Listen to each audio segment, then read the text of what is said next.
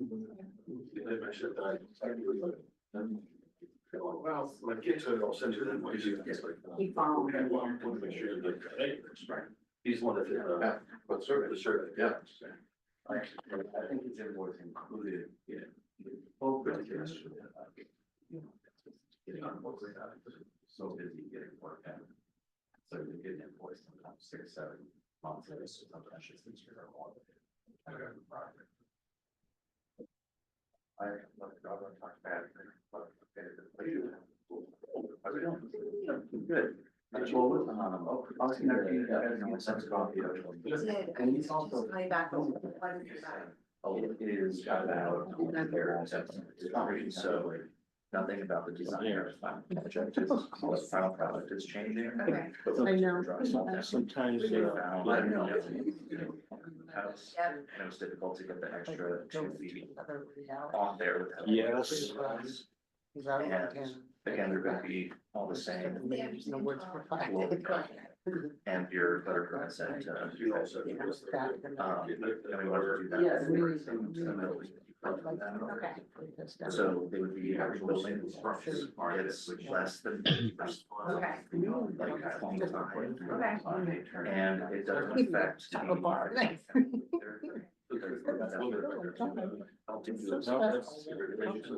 Or that time. And it's kind of similar. Well, as long as nothing else is. In terms of the results of the project, it was just that they have to rebuild at 25% of the wall. Because actually they can't make it work. As long as they're not now, oh, we're also doing X, It's we're what's doing happening. downstairs and this, that. Right. Hey, Joe, Yes, sir. Joe? Just so you know, I keep getting a message and it's already happened. I have an unstable internet connection, it says. I don't seem to have any problem with internet here, so it seems to be the Zoom thing. And it happened last time too, so if I disappear for 30 seconds, it comes back on, okay? Okay. There's nothing I can do about it. I thought it was because of high humidity last time, but it's apparently not that. Yeah, that's fine. We'll wait for you. Since you are number 4, so. Yep. Great, yeah, just wanted to. Thank you, I really appreciate it, because that's what happens when you do this online. Yeah, no, So oh my God. my laptop and how we share contacts Yeah. sometimes. And so now we have to review this with Technology is like. office. And why? It's hard to.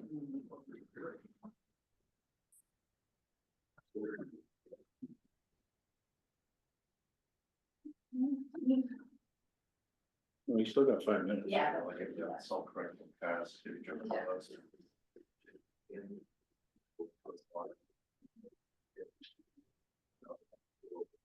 Checks.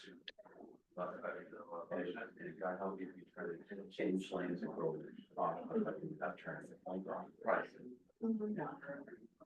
And my wife's car is like self-drive, you know, like. You shouldn't be. They were having a discussion, visit. Yes. That's my last. The only all the work, that one is turning everything off. Right, right. Looks like Andy's gonna be getting busy. Do they have a? It's a bad situation. I've been looking, I didn't see that one. They sent it out internally as an email through City Hall, and I sent it out to a bunch of people. There's number 4. Well, I noticed on LinkedIn. Posted a link, but then it's saying about hiring, and I clicked on it, and it went for like nothing. Yeah. Are you on LinkedIn? Who's LinkedIn was that? Sean Reed, Oh, was? yeah, Okay, but All right. I don't know. I will check that tomorrow and I'll give that feedback Yeah. if it's not working, so. I don't know what date it was, she did that. Okay, all right. I think I was like looking He for keeps it, it so I did it in the search and didn't have I already just said city of Newburyport and that popped up, so I didn't actually notice the date. Okay, And that, okay. the link didn't work. I'm glad it was either, Oh, did you? at least Oh, good. they tried to put it Well, there. that might be, no, it didn't say conservation. Oh, it It didn't. was just, Job. he says, I'm just, we're hiring, that's it. Oh. And I don't know, in retrospect, when that was. So I'm not sure it was a recent, Okay, because I was searching. okay, all right, I'll take a look. I didn't- Can't imagine. Yeah, I'm gonna go on a little hunt for it Yeah, tomorrow. I didn't look too hard, so. Yeah, I sent it to MACC, I sent it to. It should be on the DEM, website. DEP, Right up your alley, yeah. I would hope, I sent it to MEPC, but it should be also out there. We did. General, how they typically post. Well, I guess it's just a number.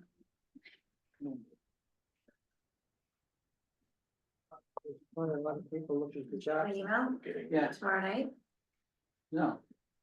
Tomorrow, I mean Thursday night, sorry, Thursday night. Keep reading what date it is, I think it's the fifth, all day long I've been writing 3-5.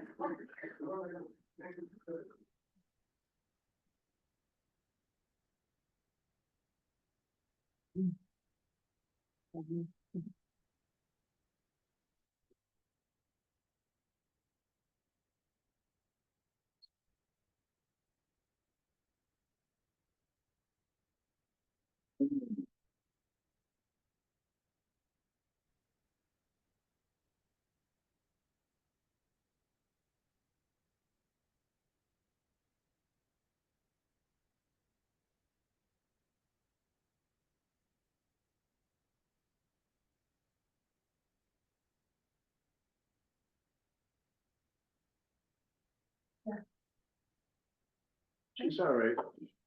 Yeah, no problem. She's still kicking. Yeah, good. Apparently last time at the vet, she bit somebody. Oops. Yeah, Oh, no. Oh, not blame her for not liking the vet. she's got, she has lots of attitude. Sometimes, especially as she's getting older, she's not tolerating anything. Oh. Yeah. Right. Louis getting kind of. Something, like he Oh, yeah. can't hear very well, Yeah, and he's just, Carlos was almost totally deaf. really, Yeah, he's going. I have to talk really, really loud. yeah, same with Frida. I think it's a cavalier thing. Maybe, Both, not hearing and, ignoring. kind of being spacey, Yeah. really spacey. Yeah. All right. 6:45. Spring, you recording, Julie? It's recording. Let's bring this meeting to order. It's the March 4th, 2025 Newburyport Conservation Commission meeting taking place in the senior center. Whatever the name of this room is, boardroom. And this meeting's being recorded. The first item on the agenda will be the February 4th meeting minutes. Does anybody have any comments or, I have a comment. okay? Did it really adjourn at 7:04? Why, yes, it did. Did. You missed a good one. Oops, and he froze again. It was almost record setting. Yeah, that was a quick one. Yeah. This is gonna be a quick one too if Bill doesn't come back. At least he's smiling. Yes, there he is. Now he's back, All I think. right, you're back, Bill. All right, good.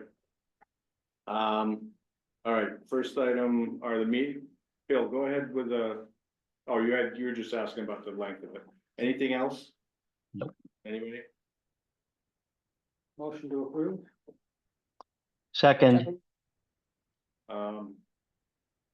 Steve Moore, Yes. Bill Mullen, yes. Barb Riley, Yes. and vote yes. Next item are Plum Island updates. Do we have any Plum Island updates? We do not, or I do not. All right, then right on to American Yacht Club informal presentation. Okay.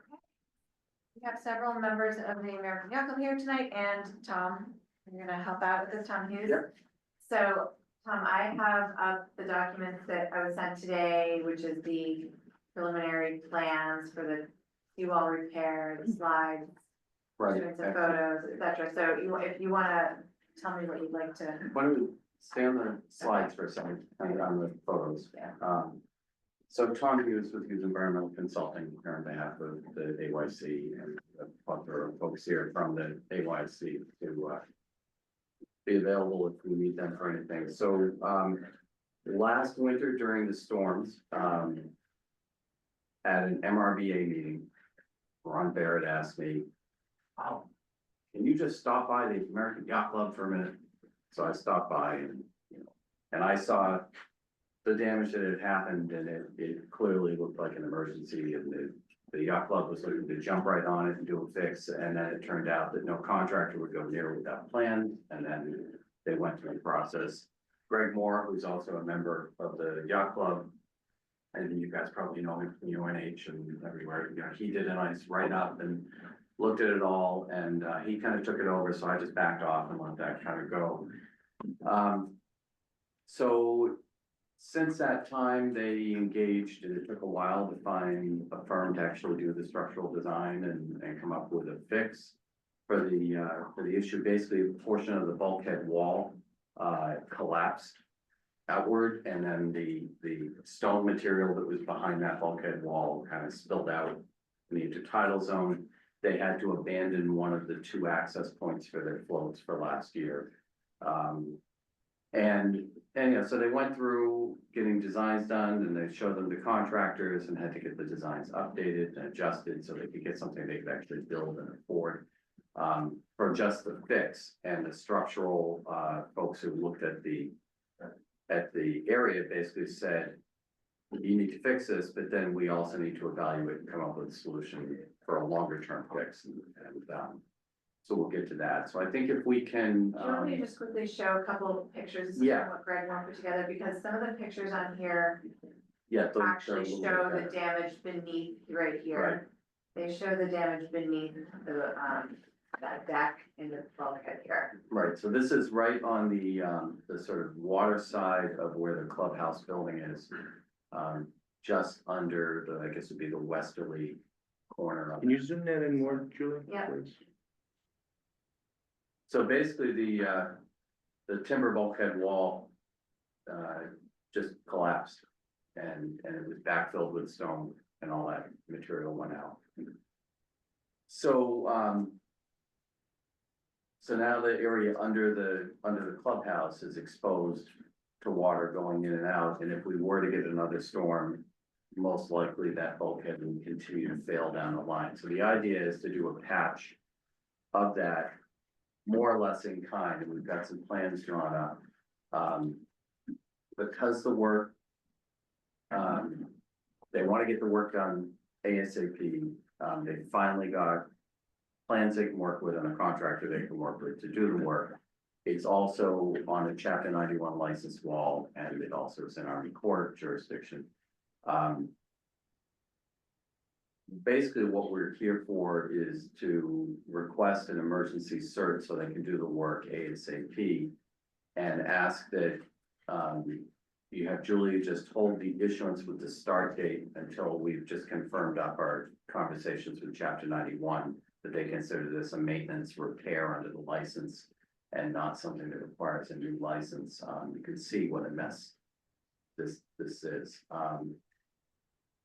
And then we also have to do the work in the dry to prevent any lengthy permitting with the Army Corps because of the sturgeon habitat. So luckily, the material that came out of the wall has created a condition where we can actually do the work in the dry, which is good. So we do qualify for a self-verification with the Army Corps. I need to confirm that Chapter 91 kind of the last bit that they'll let us do this as a maintenance. And then we would look to be doing this work in about 3 weeks. And then, but this is like you know, this is just sort of the first quarter on dealing with this wall. We need to then come up with a plan similar to what we did on the easterly wall where we did an outward repair. And I'm envisioning, you know, either vinyl or metal sheet kind of going just right outside. And that's gonna involve, more significant design, permitting, et cetera. So you know, that would be a full notice of intent with you guys as the easterly wall was. Want me to zoom in on this a little bit? Yeah, so you can see the red area. The red area is the area that we're looking to, just essentially replace the bulkhead wall in that section. And the current plan would be, Jay from Marimar would come in from the water with his, pile driving rig on a barge, or it's not really a barge, but it's, you know, it's a waterside, device that he'll basically install piles and do timber lagging in that area to patch it, and then later we'll come with a longer term repair that would go just seaward on the seaward side of that, along that whole blue section and likely right in front of the red section as well. So what, how much time are we talking about between this emergency repair and the rest of it? Because normally there's like an NOI comes after emergency cert, usually there's an NOI that comes up pretty quick, right? Yeah, I mean, not all emergency certs are followed by NOIs. And I think in this case, we would ask for some deference on that because it takes some time to actually design something. And then, the AYC is not, it's not the Great Pond Yacht Club. So they have very modest fees that they, you know, collect from their members, and so they have to figure out how they can afford this repair and budget it in and get it all done. So, so they've got to, you know, my guess is, and my hope would be that we can figure out through the summer, the full plans, get it permitted and be ready to try to do this in the fall.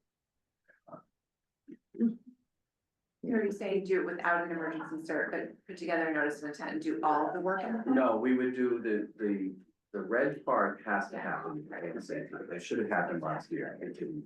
It really needs to happen in safety. The remaining part, we would hope that we can actually get some plans that these guys can actually afford to implement. You know, within their budget, and do a full repair of the, you know, probably an outward repair of the entire wall, along that section. Well, that notice of intent then could include this emergency piece as an. As an after the fact, right? Yeah, we could, you know, it would be incorporated into the plans, because essentially what we're doing is replacing more or less what was there.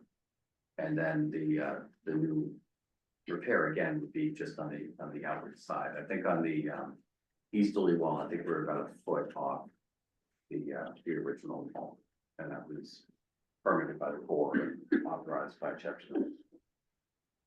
Will you be driving timber piles again, or you'd be driving something else? No, so these are, I believe these are H piles. Yeah, so the red section with the repair, this patch that we're doing is steel H pile with timber lathing.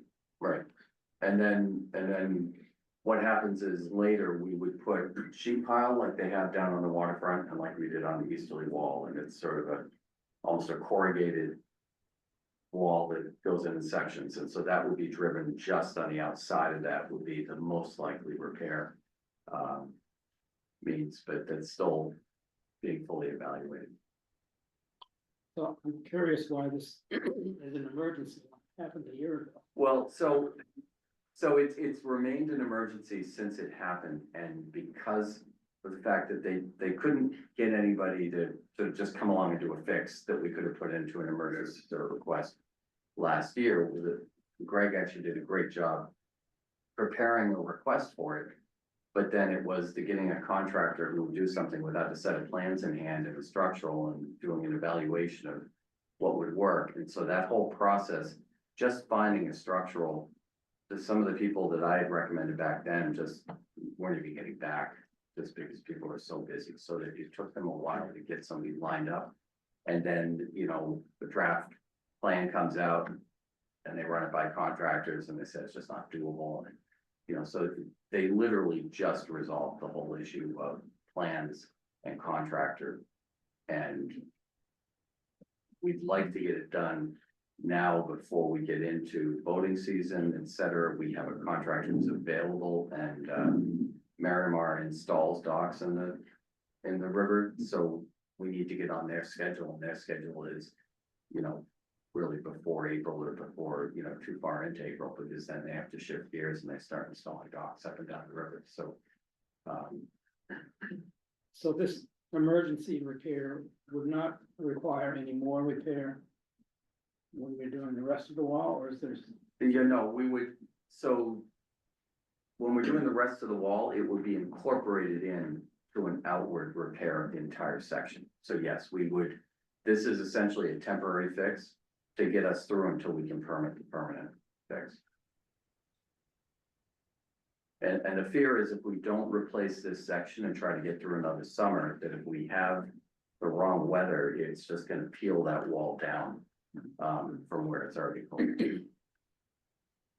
Would you be removing the old structure, or is it gone? What's left of the wood and everything, if there's anything there, that will come out. We cannot, because of the Army Corps requirement, we can't work in the wet. We can't remove the stone at this time. We'll evaluate and work with commission staff as we come up with the plan for the long term as to whether or not we should look at removing some of that stone from there, that the Army Corps would consider that a dredge.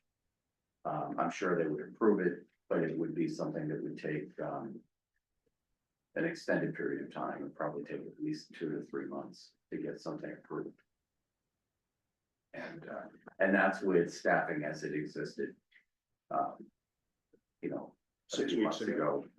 So far, I've not heard any drastic cuts of the core, but I can tell you some of the people that are supposed to be attending the coastal summit in DC with me in 3 weeks are out of work, some of them don't, so.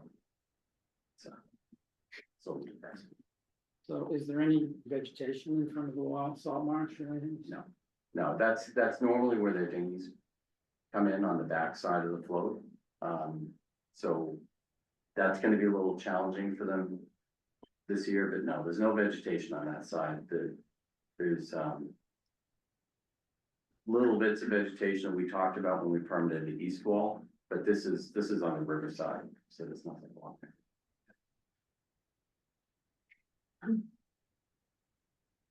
And you said you'd be removing or sort of removing, would you be cutting down to? You know, in the water, or are you gonna leave, what's gonna be remaining, I guess, just. So how much of that is already cleaned up? The filled wall that's there is still there. Right. So the idea would be to try to pull out what we can or cut it so that's cleaned up and visually looks better.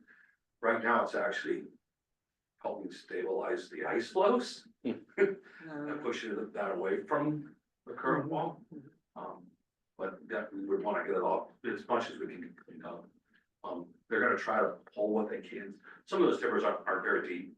They were only originally 3 inches at the very bottom of the wall. So they're now a foot or 2, so they're hoping they can pull them out. So if they get down there and do it. Are they exposed though at like low tide?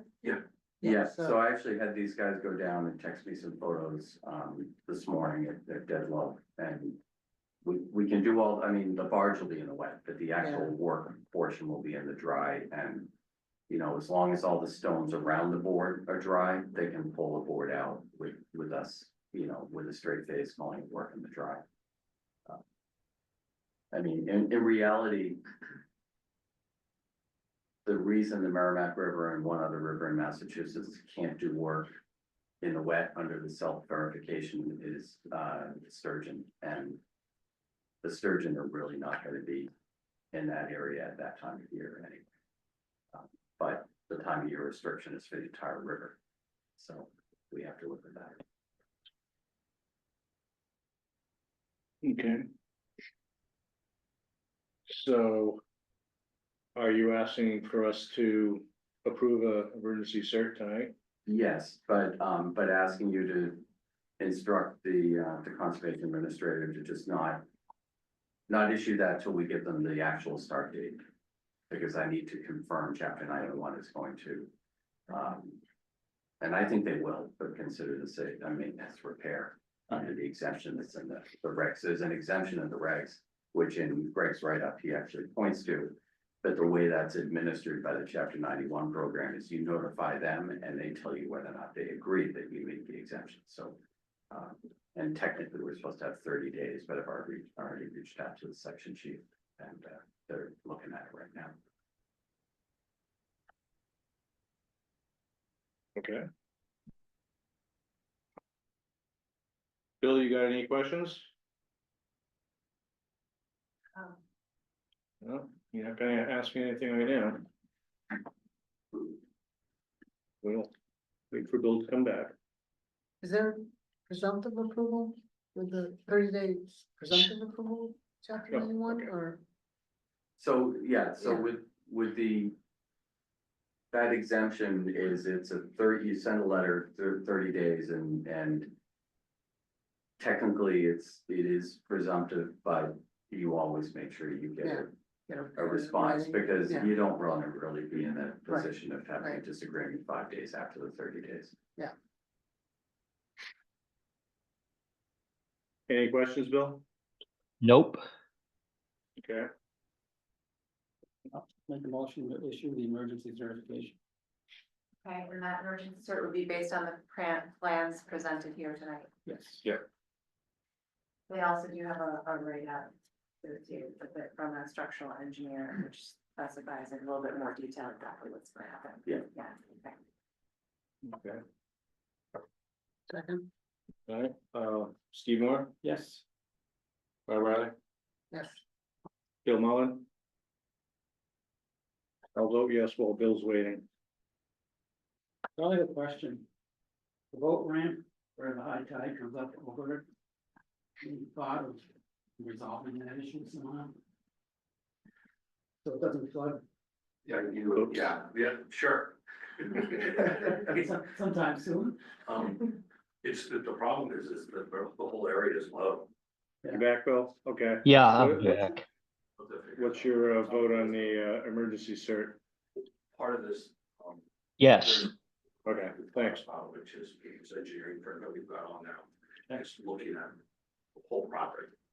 So including boat ramp, the rest of the walls, and how to get ahead of this, so we're not in this situation again.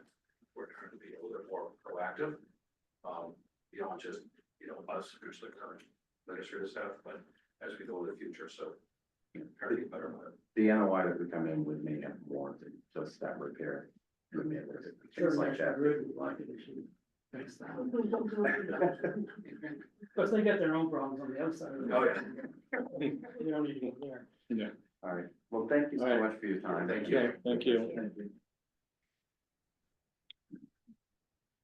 All right, next item is Stephen Wayne, 137 Old Point Road, request for determination. Thank you. Here. Right, so here's the big set of requests for, termination flexibility for 137 Old Point Road. And I believe you're Stephen Wayne. Hi, Nice to meet you. this is Margaret Speck. Nice to meet you. So I've got your paperwork up here, and here's a plan of the property, an aerial where you can see on the corner of K Street and Old Point Road. And it's actually a double lot, I believe, and a pre-existing in-ground pool, which the applicant is requesting permission to reconstruct. And as you know, in-ground pools aren't allowed under our ordinance and regulations, but as this was a pre-existing pool, they are hoping that they can receive special permission to reconstruct it. And if you'd like, Steve, let's see, I've got, go back. Here's this is the plan that they submitted. The renovated pool would be in the exact same location and configuration as the existing pool. And, oh, I do have some photos This is what it looks like today. This is an aerial. So if you'd like to address the commission? Yeah, so, first of all, to update this, there is no vegetation in there. And that's vegetation that like comes and goes and lands on the liner of the pool.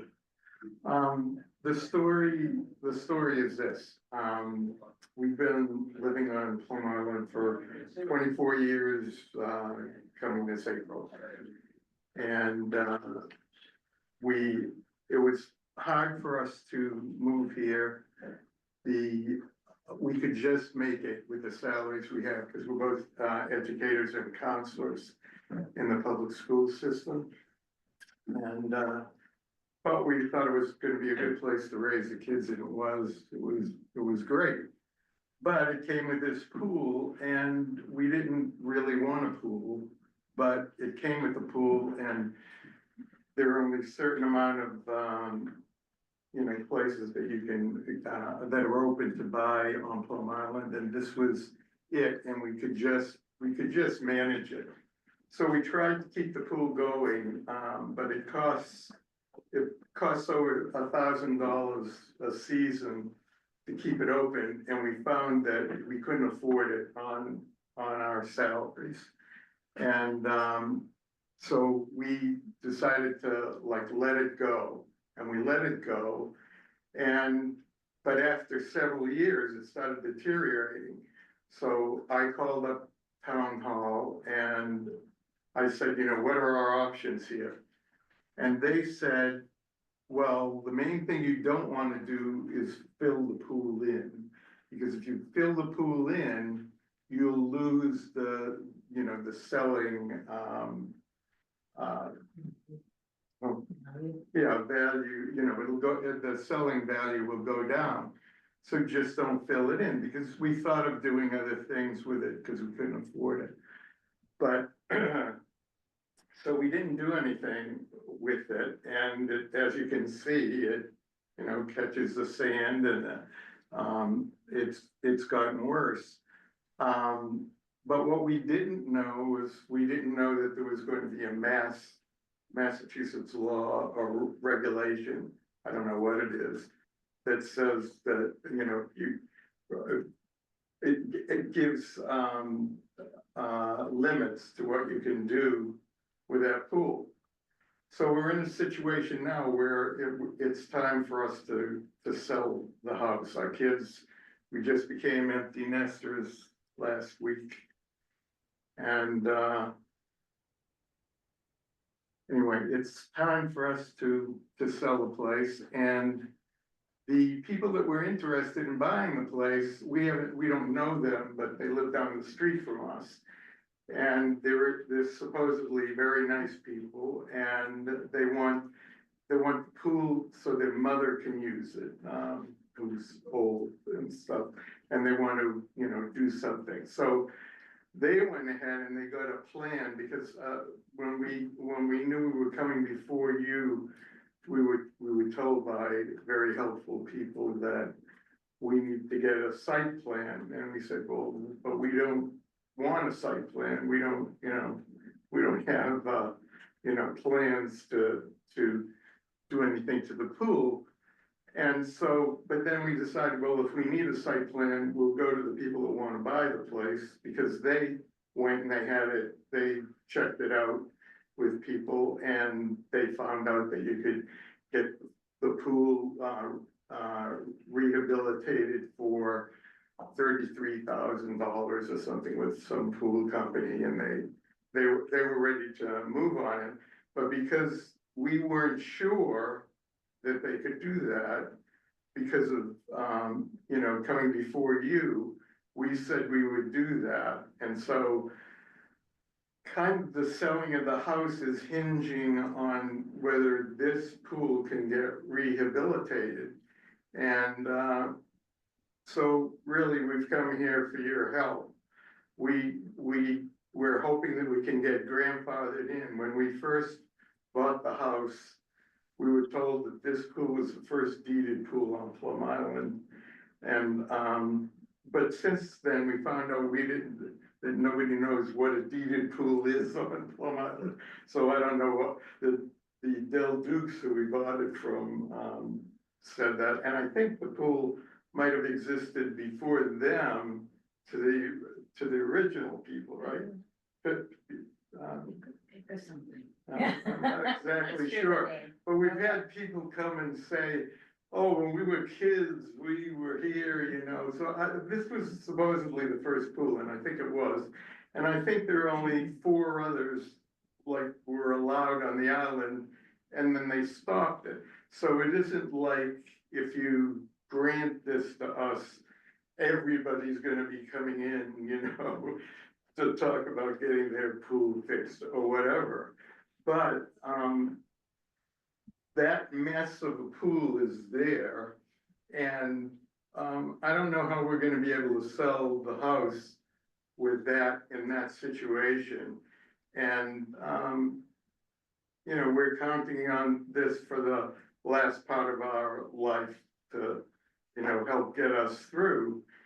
And so, what we would like is, we would like any way you can figure out a way to grandfather this in so that only the footprint of the pool, you know, would be taken care of. And,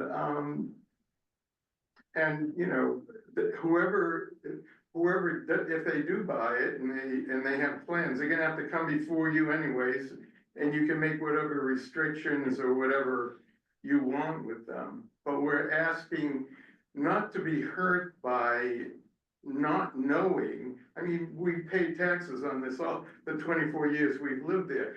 We didn't know that there was a regulation, that there was a change in anything. We were never told that. You know, if we knew, I don't know whether we would have done anything. We probably wouldn't have, because we didn't have the money anyway, but I don't know. The thing is, we never had the, you know, option to do that because, you know, we didn't know anything changed. We just, town hall said, you know, you'd be stupid to fill that in. We listened, and now we're in this situation. So we're hoping that you can find a way to help us make this happen.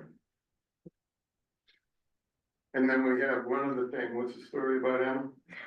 Well, we have 2 children, one's 25 and one's 23. Our 23-year-old is in Alaska and she works for the Student Conservation Association. So, you know, and as you can see, our lot is still respectful of, you know, what we came to 24 years ago when the foxes were running up and down the streets and we saw a pheasant. Our 2-year-old was talking with the pheasant. I mean, we try to honor the earth and nature, unlike many neighbors who have come in, made it look like it was the suburbs, and we didn't put any, you know, plants up that were not native. We were very careful, so. The lot, it is a double lot, and as you can see, the lot next to us, you know, we left alone. We even leave the vegetation alone in our driveway.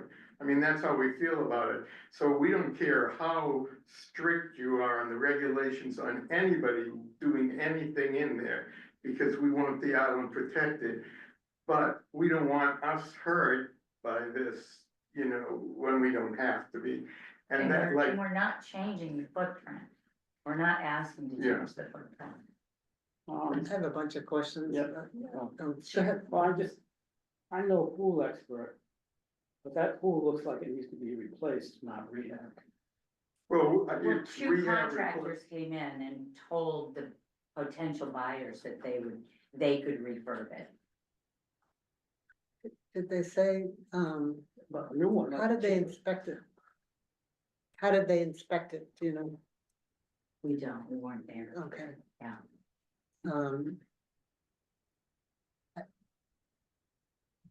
Did they indicate whether or not they would have to take the walls out?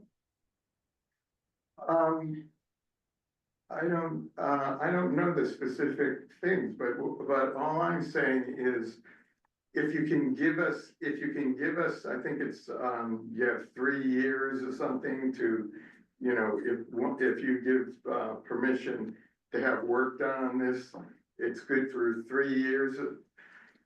I'm sorry, I think the reason why we're asking these questions is because of how much disturbance could how much land disturbance there could be associated with refurbishing the pool, you know, so like without the details of knowing whether or not those walls would have to come out, it's kind of, you know, it's hard to understand what the condition of the pool is. Did you get copies of anything from the contractor who did the evaluation, the 2 contractors? Well, No, no, because we didn't do it. But I guess. I would be reasonably comfortable with this if it's just rehabbing what's there and not removing the walls. If it's gonna be a whole new pool, that's a whole different story. yeah, So, which would require a notice of intent right, if it was in town, but the wetlands, the Newburyport Wetlands Ordinance prohibits pools as it is, and this one this puts us in a bind too, mhm, because if we permit something like this, others can come and point at that as, because you're gonna need a whole new pool. There's, I don't see any chance that those walls are gonna be reused. All that's gonna have to be replaced. All the edging needs to be redone. It's basically gotta be a whole new pool. But if the restriction was that they had to do it within what that parameter was, then there wouldn't be any more, you know, damage to anything, would there? No, I understand your point. Yeah, it would kind of make sense to me. Because whoever buys this place, you know, that can't stand, you know, the way it is. It has to be fixed, so. I think it would be if it needed to be completely replaced, it would be very challenging to do it within that footprint, because the nature of sand itself will slough, you know, into the area, any kind of excavated area. I mean, without driving piles all around the pool. And then how would you even access that? And there's sort of some technical, Well, we have a wooden and metal fence. On the right side of the house that opens up, that's like big, and there's like nothing there, you know, and it goes in this, see the brown, stuff, yeah. Yeah. That goes all the way around the house, so that's around the house. So I mean, I have a feeling whoever comes in to get this place is gonna tear that up. It's kind of like it's like a porous material with like rock. It's solid though. But the rain seeps, goes through it, so Mhm. in some, I don't know what it is, but in some way it's porous, but I mean, you know, if I were them, I wanna put sand there, you know what I mean, like, and make it, you know, more natural. But what I'm saying is, put any stipulation on it that you want to help secure what you're worried about or what you think, but you give us something. Because, I think we need your help with if this. you could get one or both of the contractors to come in and explain to us how they would rehab that without replacing it, that would help. That's Like, what do we they need. spray gun, I mean, is there some sort of like coating that, like, I Right. don't know, did We, they? we would need to discuss it with with one of the contractors or professionals that do this.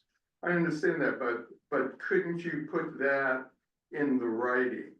And say that you have permission to rehab this within the footprint, or you could say even smaller than the footprint. You have the right to do it, but it has to meet our terms and conditions. I mean, and that, cause that would save us. Yeah, Well, it could, and just to follow what your line of thinking, if this is an RDA requesting approval to essentially just rehab an existing pool in its existing location without making any changes beyond that footprint, because it was in existence whatever, then a new owner would, when they would come in, the RDA would be a very simple sort of statement of that. A new owner would come in with a notice of intent, because they would have to apply for a pool permit, the new owner essentially, through building, unless there was a way for them to strictly just like rehab this thing without getting a pool permit. They'd come in for a pool permit, at which point the Conservation Commission would again be notified and could request a notice of intent with with all of the details and specifications of how they would do it. Does that make sense? Yeah, do us a favor, try to make it easy for us. This is really hard. We've been through a lot with this. And even doing this meeting is hard for me. My health isn't great. You know, let these younger people who wanna do things, you know, let them go through the work and figure out how they can do a pool that you people would say, well, that's not bad, that's okay, that's not gonna hurt, and something needs to be done with this, you know what I mean? are you, Well, we don't know, for one, what is the value of the home without a pool? And what is the value of the home with a pool? I mean, I don't know. I don't think a lot of people go for pools now. This seems to be for one particular buyer. I didn't hear the last thing. One particular.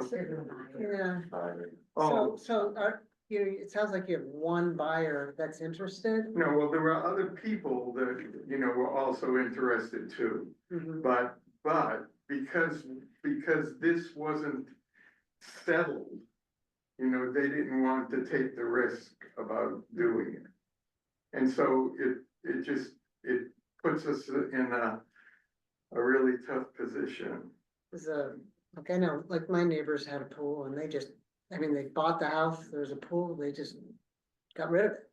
And it was the land's more valuable. I think that's what Bill was saying. It's actually more valuable without the pool. Especially if somebody wanted to put an addition on the house. Yeah, the thing is, these people, they're still interested. Other people, you know, they like backed off. They're waiting to hear what you have to say. I mean, that's why we got the site plan from them, because, you know, and their site plan was different. But we explained to them that, you know, this is gonna be, they had to do it, you know, the way you people wanted to be done. And they said that they would wait and listen to what happened.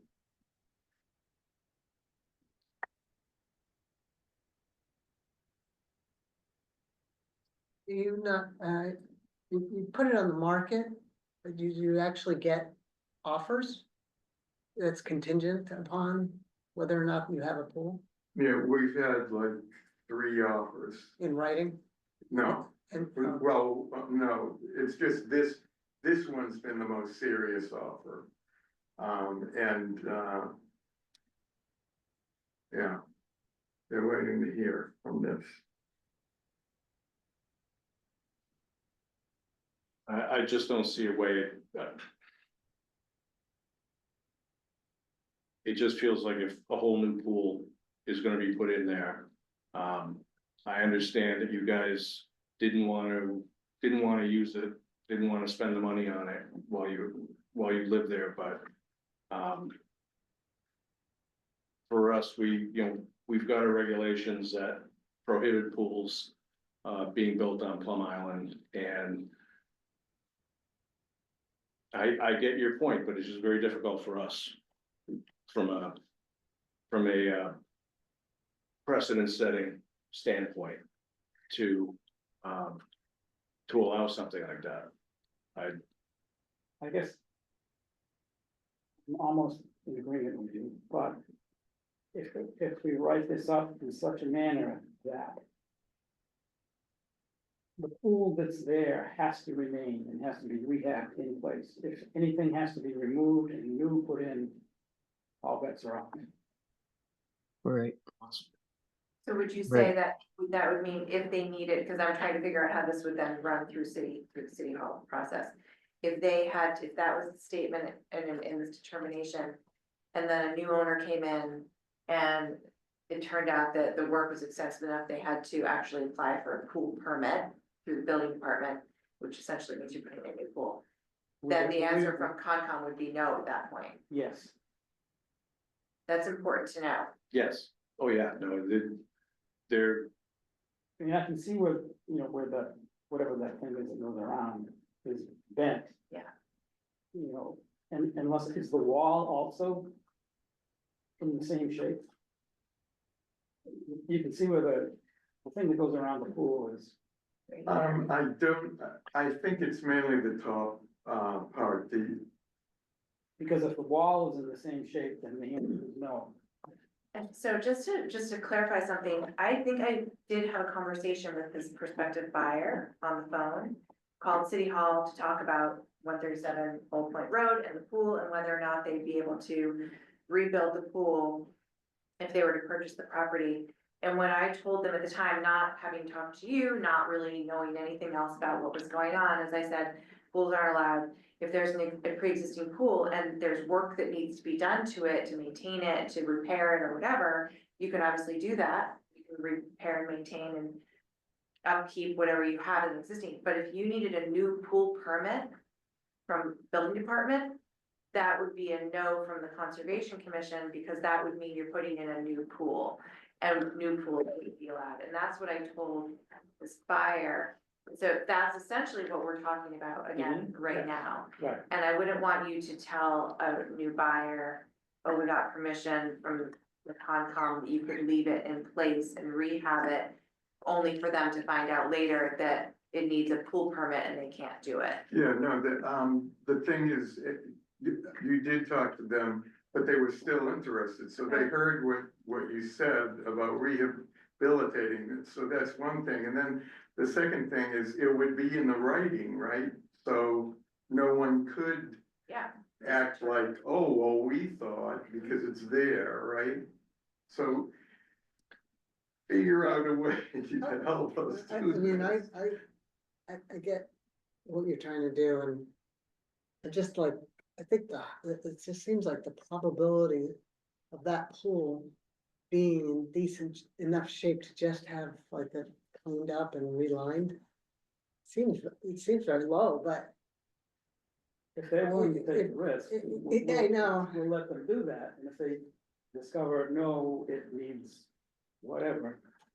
The answer is no, you can't do I it. mean, with all the freeze thawing and everything, you know, it's just been exposed to the elements.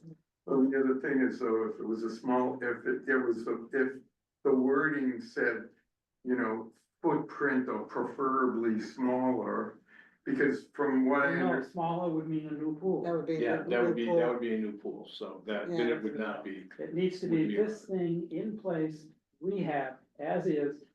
No new walls, no new floor, no new nothing. Yeah. If they require a new wall, a new floor, no. Okay, well, if that's the best that we could get, we'll take it. Yeah, well, Bill, what do you think? I'm agreeing with what you're saying. Yep. Thanks.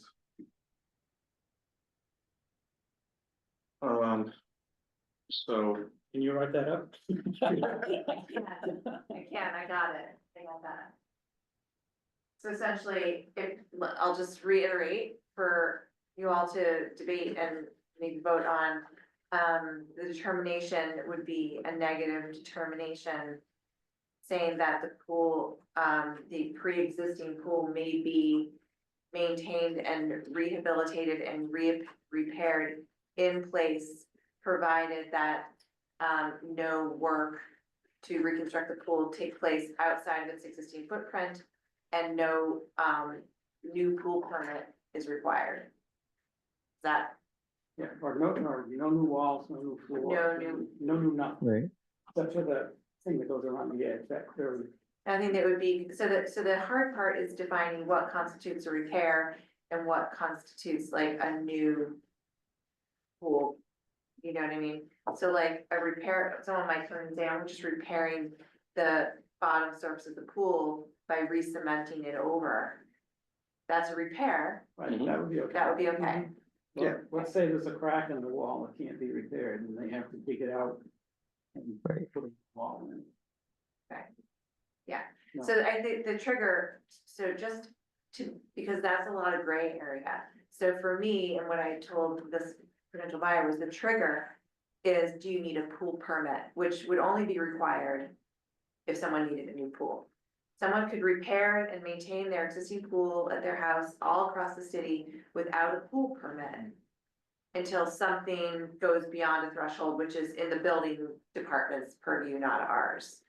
And I would want to apply that same threshold to this, so that that's the clarity that we need to know whether or not it's a new pool or a repair. So for the rehab, do they need a building permit?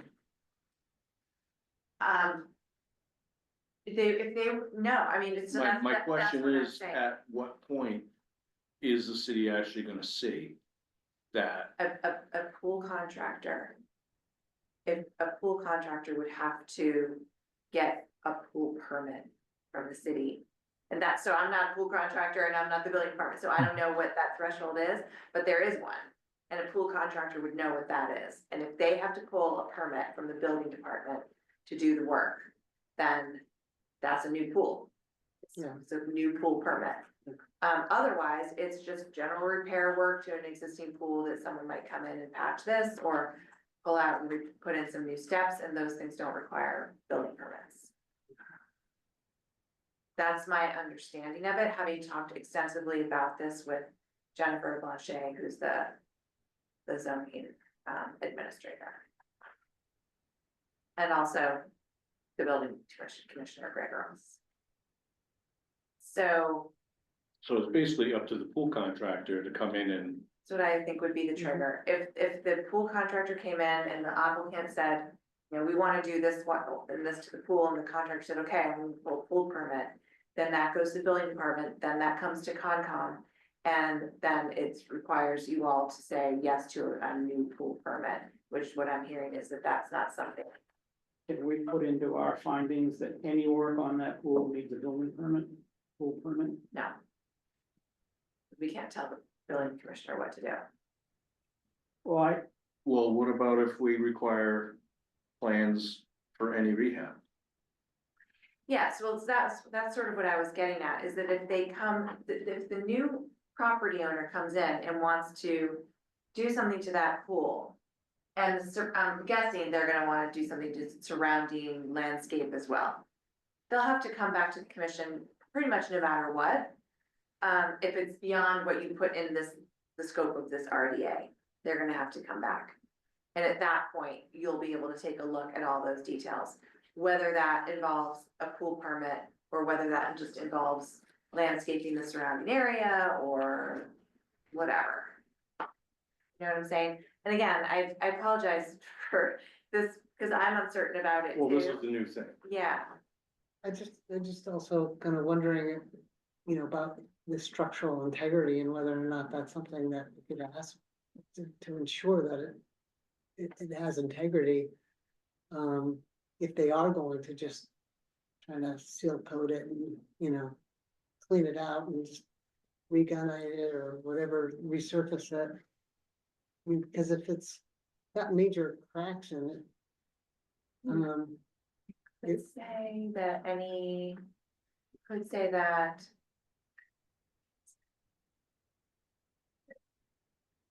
Prior to any work beginning on new, so then it puts it into conditions, but you could say prior to any work beginning on the pool, on the rehabilitation of the existing pool. Detailed specifications and plans from the contractor must be provided to the commission for review and approval. Yeah, Something no, that's like what I that. want to see. I want to see what they say they're gonna do.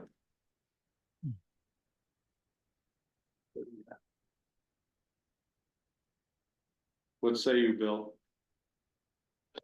I agree with what you said, Joe. Yep, yeah, I'd like to see what the contractor says. Yep, Yeah, so we can. We'll get that information. Prior to any work.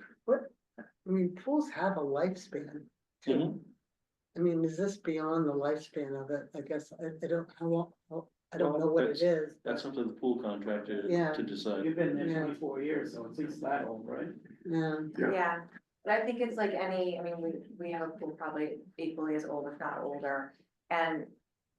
You know, occasionally there's a leak here or something needs to be repaired there, but that happens little by little over time. Mhm. And then, it doesn't require any kind of permitting really, because Sure. you just, yeah. Yeah, so we could do a -3 with conditions that, well, we can even have the contractor come in and the owners and the contractor come in and show us what they're planning on doing. so we put a -3.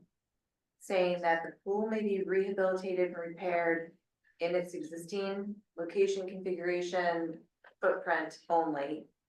And prior to start of any work to repair or rehabilitate the pool, detailed designs and specifications from pool contractor and applicant must be provided to the commission for review and approval. Is that Yeah. anything else?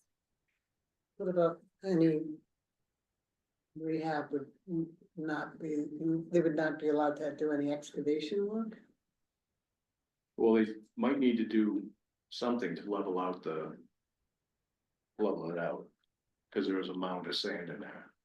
Well, I mean, excavation within, but I'm not around it. They're gonna have to suck out the Oh, sand, okay, but yeah. I'm not around the. Well, so that would probably trigger a. Yeah. But so, But yeah,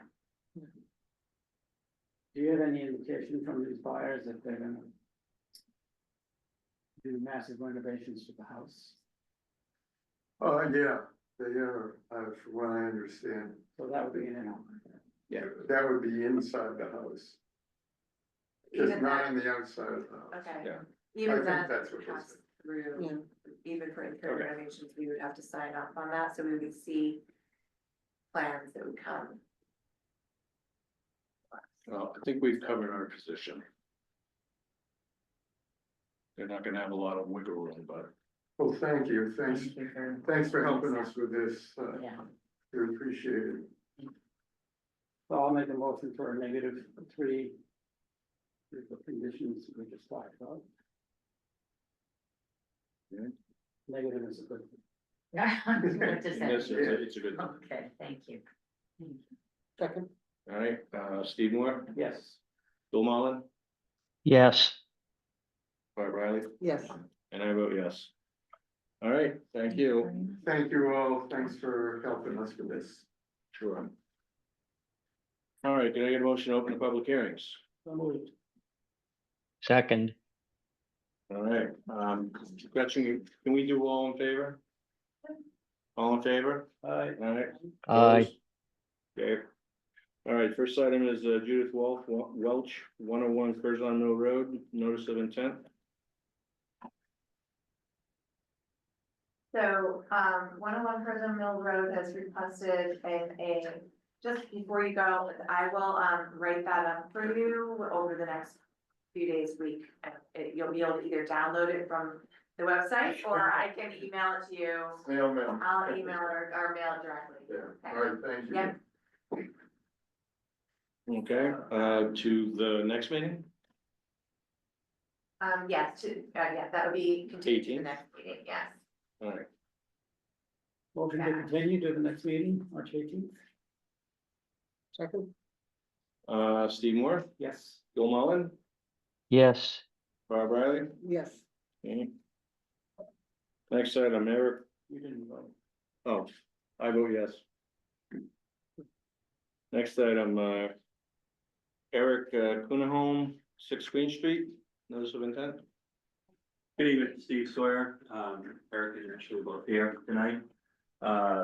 So I think at the last meeting, in response to the EP, I'd lower the wall to match the 6.8 next door. And I guess as far as the commission, the last, the commission mentioned, well, they were more in favor of leaving it at the 7.5. So actually the latest plan should show it Yeah, at that's seven. the latest. Yeah, so I've lifted it back to the original design of 7.5. It's really, it's only 9 inches higher than the adjacent wall. And as far as any differential of any wave refraction would refract it, it'd be coming in diagonally and not, this is landform that protects that corner, so there's really no wave energy coming in that would hit that corner of the wall and impede or impact the neighbor there. And to the left, looking at it from the basin. The other, you would ask for an additional plan, a staging plan, which, there's a second sheet. Should have a second sheet, okay. You zoom out a little bit, so they, this shows the access and the staging, they'd access through, the lot, I forget that address down below there. Yeah, it looks like it's 9 Nancy. Yeah, so they'd access through 9 Nancy, and then, there's basically an unvegetated strip against that riprap revetment. So they could run back and forth and bring material to the wall and work from the water side. As far as access, I did actually today happen to talk with a contractor. Actually I gave him a set of plans, which, he's very good. And so he was talking about the process and how they go about it. He said, yeah, it's something they could work with, you know, basically have a machine out at the wall and then have a lull to run the material back and forth, because you really don't have the time for the wall. You know, you have 4 hours, you'd have a 4-hour window at each tide. To probably the first tide, he'd pull the blocks, get it cleaned up. Second tide, he'd get the stone set and hopefully get that first row set, but even if he didn't, he'd get the stone set and come back and set the blocks. He's thinking in 4 or 5 tide cycles, he could get the wall, 4 or 5, you could get about 4, maybe 5-hour tide cycles, he could get the wall constructed, in that manner. So I did add that, that was added, and also he does have matting that he would use, if there was any vegetation that they come across, they'd put the matting down to drive back and forth on top of, it. And so that was I think that was the last update that the commission had asked for. And that's it. Yes, You think the EP is gonna give us a hard time? I don't know about that, we gave the sand, I gave the sand spec, and at 9 inches, we'll see. we can appeal it if they want. Yeah, we'll see, we'll cross that bridge, I guess if they appeal it, we'll drop it to 9 inches at that point, or fight the fight and try and explain to them why there's really no, reason, there's no concern for impacting the neighbor's property, with this wall being 9 inches taller at that location. You know, you get them out on the site and point, you can see that there's a big landform that hooks around. Actually, it's where the access comes, is you can see from the staging area, that beach kind of protrudes out to the right, so really there's no opportunity for a wave to come in diagonally at that point. You got a landform protecting you, so. I guess that would, hopefully, if they did intercede, we could explain it to them in a sidewalk. And I believe these neighbors were the ones who were in favor of it. Yes, I think both. Everyone's on board. Yeah. Everyone is. Yeah. In fact, one of the details is about the height of the wall being 9 inches higher than our neighbor. We look out toward the basement to the right. Their intention is, now that we've started this, to, you know, renovate, improve their wall, so they're going to be matching it in the near future. They're now starting the process. We started it, now they're gonna piggyback onto it and try to do something similar. So it will ultimately be the same height. See what we'll do if we really happen. I would hope so. They're not sure They're not, where to go. yeah, they're not, especially on the beach, it is. So the matting that goes down, will that get pulled up in between the tide cycles and then replaced, or? It would either be pinned down, depends on the weight of it. I guess it's some sort of nylon mesh. I don't think, it's not like a wood lagging. it sounded like some sort of wood, some sort of mat you roll. So I don't know if you pin it or just roll it up between cycles. Mhm. So, But it wouldn't get washed away. Yeah, you'd have to, well, yeah, he wouldn't, you can see this a little bit, you can see there's a gravel, kind of like a little bit of a gravel strip from the aerial. That we'd be sliding between. You can see how you do have that gravel base, so I'm hoping that, I believe that we do have a gravel, it's at least 12 feet wide to charge back and forth on. So we won't have to worry about it, but if there is, I think it's noted on the, construction management plan. And they, yeah, I mean, I would just hope that, and I would suggest that there really shouldn't be any need for them to travel over Salt Marsh. no, And that should be avoided at Yeah, all costs, yeah. so better to just Yeah. be determined to stay off of any existing vegetation. We'll put that in as. Yeah. Does the commission have anything else? Public have anything else? Anybody, online? Wanting to? Let me check, sorry. Anybody online wants to, comment on this, raise your hand.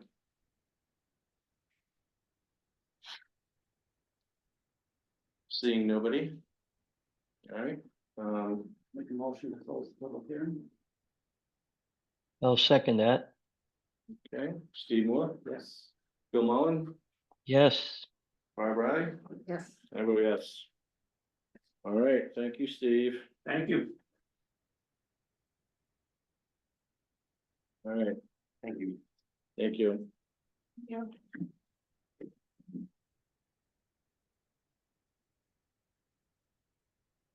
All right, next item is, River Valley Charter School, 2 Perry Way, notice of intent.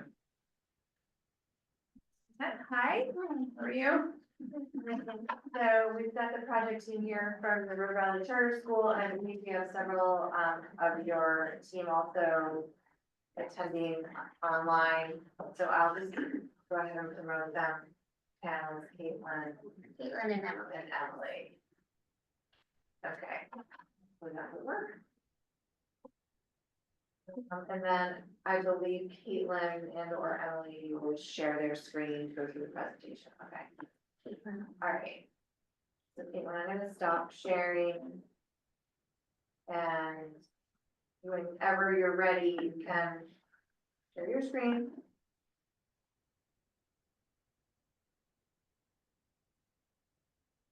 Then if you can zoom in a little bit.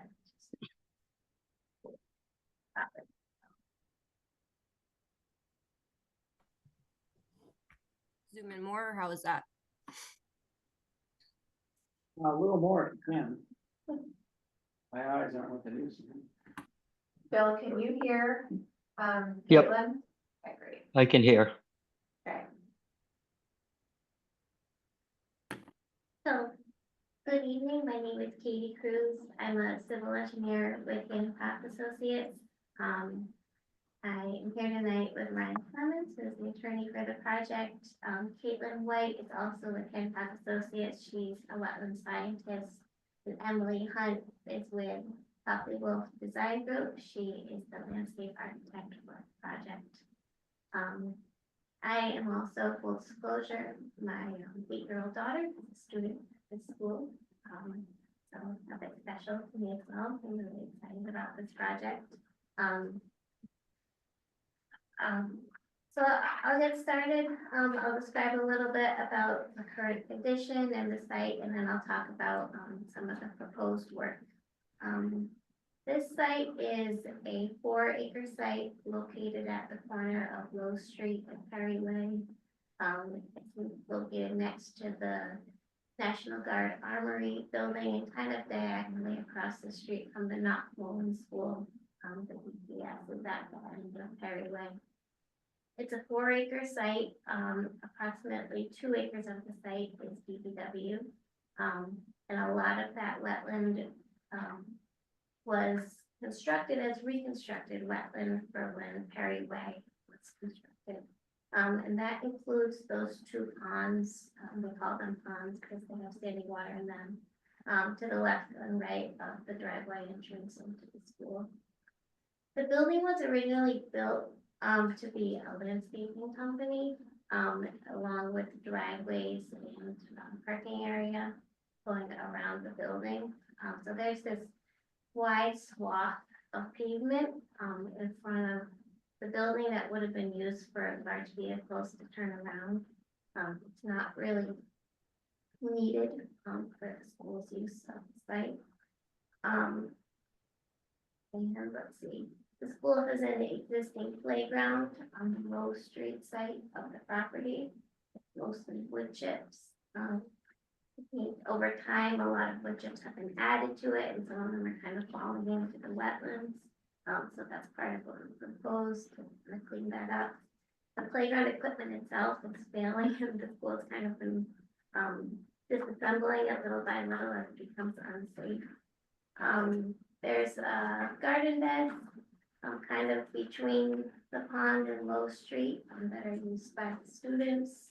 They have what's called a mud kitchen, which is kind of a counter with pots and pans and stuff that the kids play with. On the plan, west side of the site, which is actually south, I think.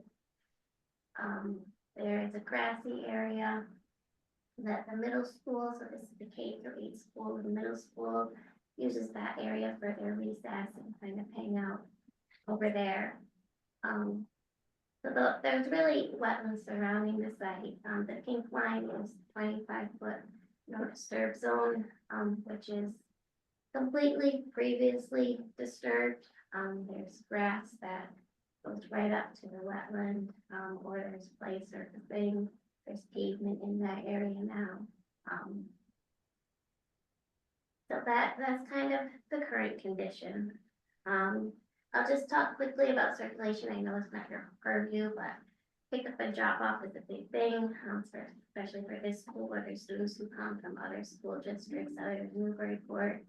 So cars do the pick up and drop off by utilizing the curb cut on Perry Way for in and out. There's a queue of cars that backs up on Perry Way through the intersection onto Low Street. Students who leave the school on foot have to cross the car line at 2 points. They cross at the driveway, and then they also cross at the intersection of Low Street and Perry Way. Students who take buses get on the buses on Perry Way in the afternoon, so they also have to cross the car line. So there's kind of like a queuing safety issue that we're looking to address as well. We could switch to the next slide. I'll leave some pictures of the current condition. So these pictures, the two on the top are the existing wood chip play area. And then at the bottom on the left is the driveway, parking next to the play area, and then on the bottom right, the view of the garden area and the pond. Intersection would be behind you in this picture. Next slide. This is the view other side of the school. Top right is the grass play area. You can see the wetlands in the distance beyond that. Top right is behind the school, which is kind of a wide paved driveway with wetlands adjacent to that. The bottom view you can see of the pond in the forefront is an existing outlet control structure that has plywood on top that we would be looking to repair. I kind of like that picture. So then there's the great blue herring kind of hanging out in the pond there. And then the last picture, bottom right, is the curb cut into the school. So you can see kind of the wide paved area and the pond on either side. Next slide. So the goals of the proposed project are kind of threefold. One is that in the current condition, about 10% of the site can be used for recreational or educational purposes. So our goal is to kind of cut down on pavement and reallocate space, portions of the upland area that can be used for those purposes. And also kind of try to utilize the wetlands themselves for educational purposes. It seems like if the school is this much wetland on their site, they should be able to learn from it as well. Second is improvement to traffic circulation and pedestrian safety, also safety for drivers as well. And then the third is to kind of clean up a bit and mitigate some of the existing impacts to the wetlands, make sure that water can flow through them, through the existing infrastructure, and kind of have some ongoing monitoring and maintenance for that. And then I should say we're seeking a variance for work within the 25-foot no disturb. Like I said, it's all already disturbed. In most cases, we're looking to improve that condition by not allowing wood chips to get into the wetlands, to try to keep play equipment. Lots of balls end up in the wetlands. We would be adding fencing to prevent that from happening. So in general, I think it'll be an improvement over the existing condition. You can go to the next slide, please.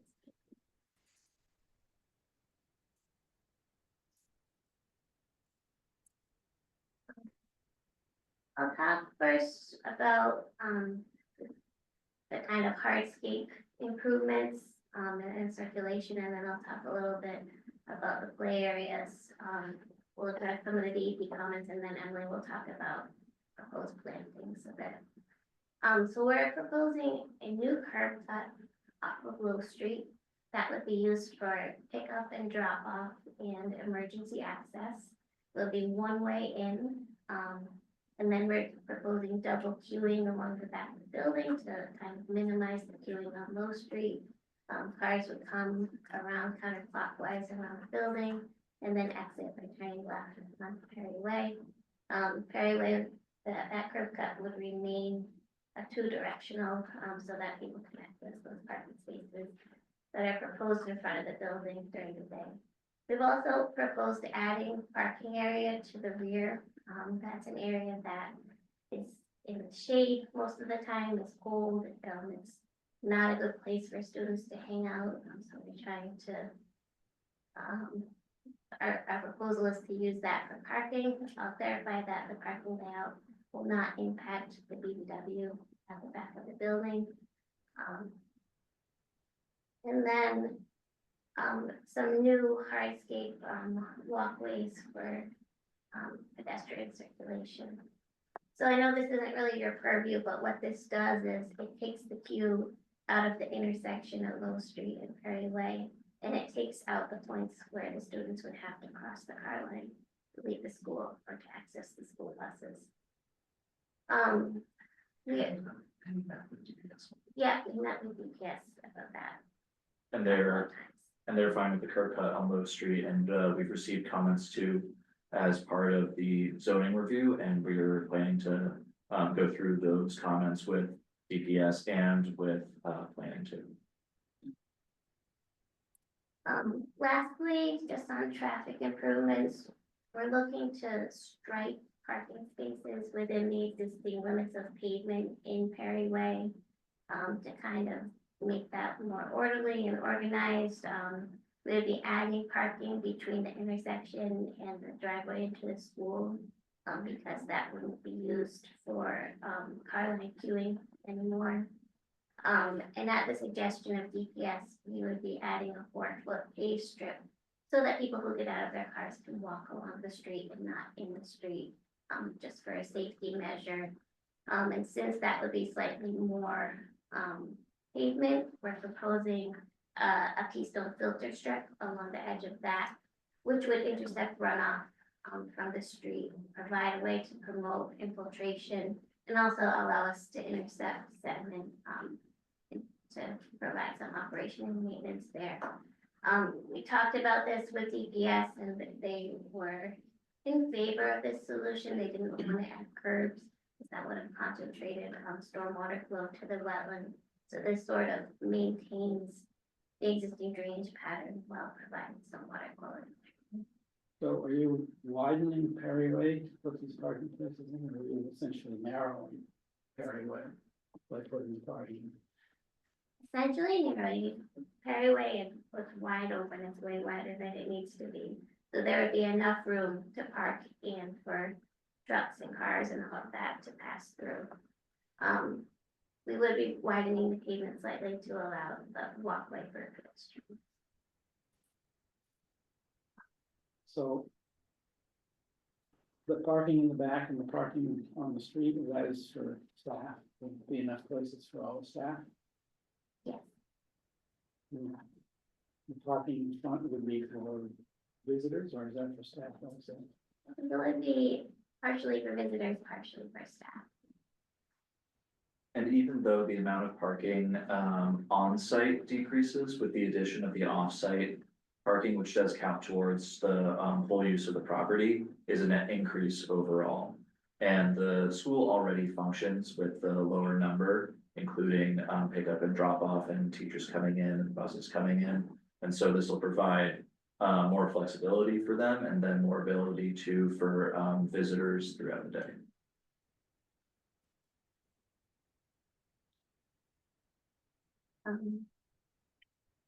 I can describe the recreational improvements a little bit more. I think that if we start at the curb cut and go counterclockwise around the site itself. So starting just directly right of the driveway, they are proposing an outdoor classroom structure, which would have a roof, but would be mostly open to the air. Adjacent to that are proposing a boardwalk or a dock within the pond. So this idea is kind of getting the students to kind of learn more from the wetlands themselves, if they could observe wildlife, what the water safety, something like that. They're right there, so I'm just gonna keep going.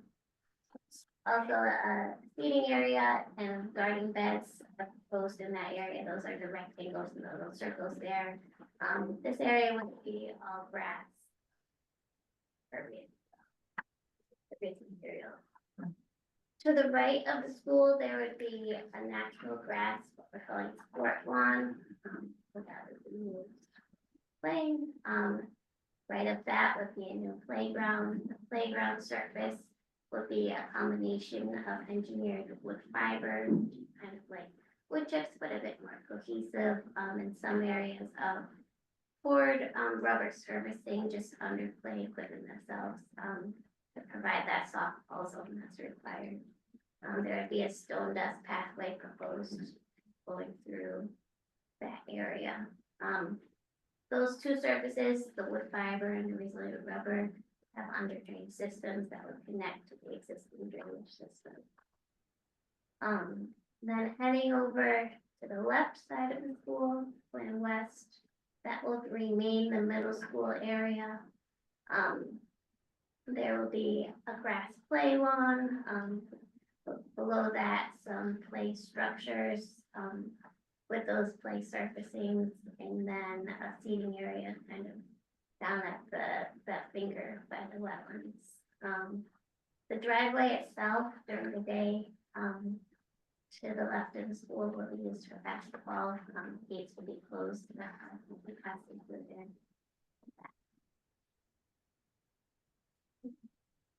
A little bit about. In the narrative, it talks about a couple of pollinator gardens. Yeah, Are they on this plan? they are. Emily, do you think this is a good time for you to describe that? Yes, I'm happy to talk about those. Thank you so much for having us, first of all. My name is Emily Hunt, and I'm a landscape architect on this project. So for the pollinator gardens, those are rendered on this plan as kind of this brighter green, just near where it says Mud Kitchen.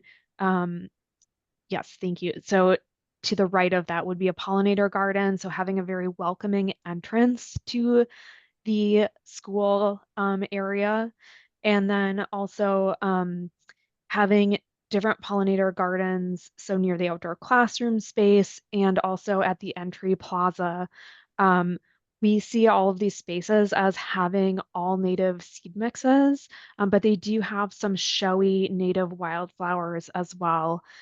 So they would be a really good fit, low maintenance, drought tolerant, but having species for pollinators to use, which really fits and aligns with the school's intentions too of educational purposes for the kids, and like learning and fun. It really aligns with the Montessori ideas, just having these flexible multi-purpose spaces for kids to use. Want to talk about trees as well? Sorry, what was that, Katie? We could touch on the number of proposed trees, like I was saying. Yeah, I noticed Yeah. you're removing 6 trees. And I'm not sure how many you're replacing. Yes, so we are removing a few trees. They're based on the lifespan of the trees. So a few of them are evergreen trees, and they're pretty mature. We would need to remove them just based on where the new curb cut is coming in, and how we're aligning the new play space, since we do need specific fall zones for those. We're also removing a line of evergreens along the school because they actually block access. So there are some doors along there, and it was a request from the school to be able to access those doors again. But we are proposing 42 new tree species, and they're a mix of deciduous, evergreen, and ornamental trees, but they're all native. When I say ornamental, it's more of like a flowering tree, all native, and provide different opportunities. So we have a lot of the evergreens along the road edge just to act as a buffer to help have a buffer between the kids playing and the busy road. And then we have shade trees sprinkled throughout the site, really to provide canopy in the future, just, as places tend to get warmer and warmer, having natural shade is really important for the school and for the kids. So I had a question about some of those native trees, like the red maple. It's Acer rubrum and then some name in quotes afterwards, which is usually indicative that it's not native. Acer rubrum is, but if the varieties and so on are not necessarily native and may not function the same as the actual native. Yeah, that's a So- really good, oh, sorry, I didn't mean to interrupt. And there are a couple of others, same, there's a locust. And there's also an American elm, so, I suspect the American elm has to be something other than almost Americana, because that all died off, so I'm okay with that, but anything that has that scientific name and then another name after it is not necessarily native. It doesn't necessarily function as a native. Yeah, that's a really great point. We had put in a few of those cultivars, just because they're typically more common in nurseries, but we're happy to change them to the straight species, to provide more ecological benefits. I think when it comes to the honey locust, though, the reason we had put in that variety is because it's thornless.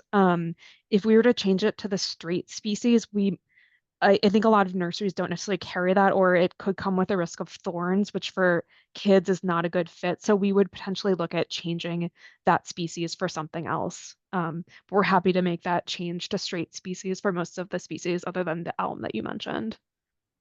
Okay. I'm good with that. So the Community Preservation Committee meeting, you guys said you did not have a shared use agreement with the city, correct?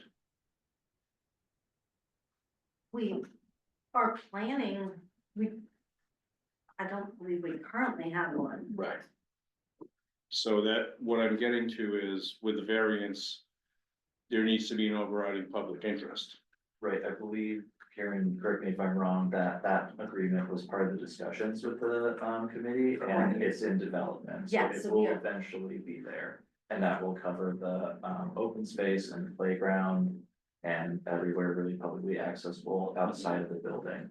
And yes, to your point, the waiver does require that over that public purpose, and so we'll be providing that through the easement of the town, as well as to the improvements, which Katie will get into, to the functioning of the wetland itself through the work in cleaning up the area around all the plantings that Emily's gone over, and through the reduction in pavement on site too.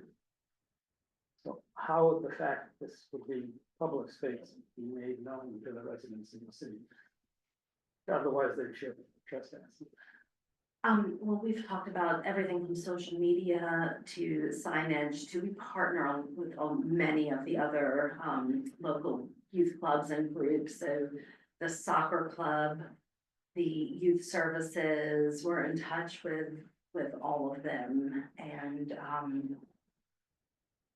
yeah, I mean, everything from signage to social media. And I'm sure we'll spread fast too of a brand new playground and refurbished grounds. And this would only be like after school and on weekends, right? You don't want somebody in there. Not during the school in session, but after school, weekends, holidays. I actually calculated it, it comes out to more hours than the school would have sole access to it. Summertime, exactly, summertime.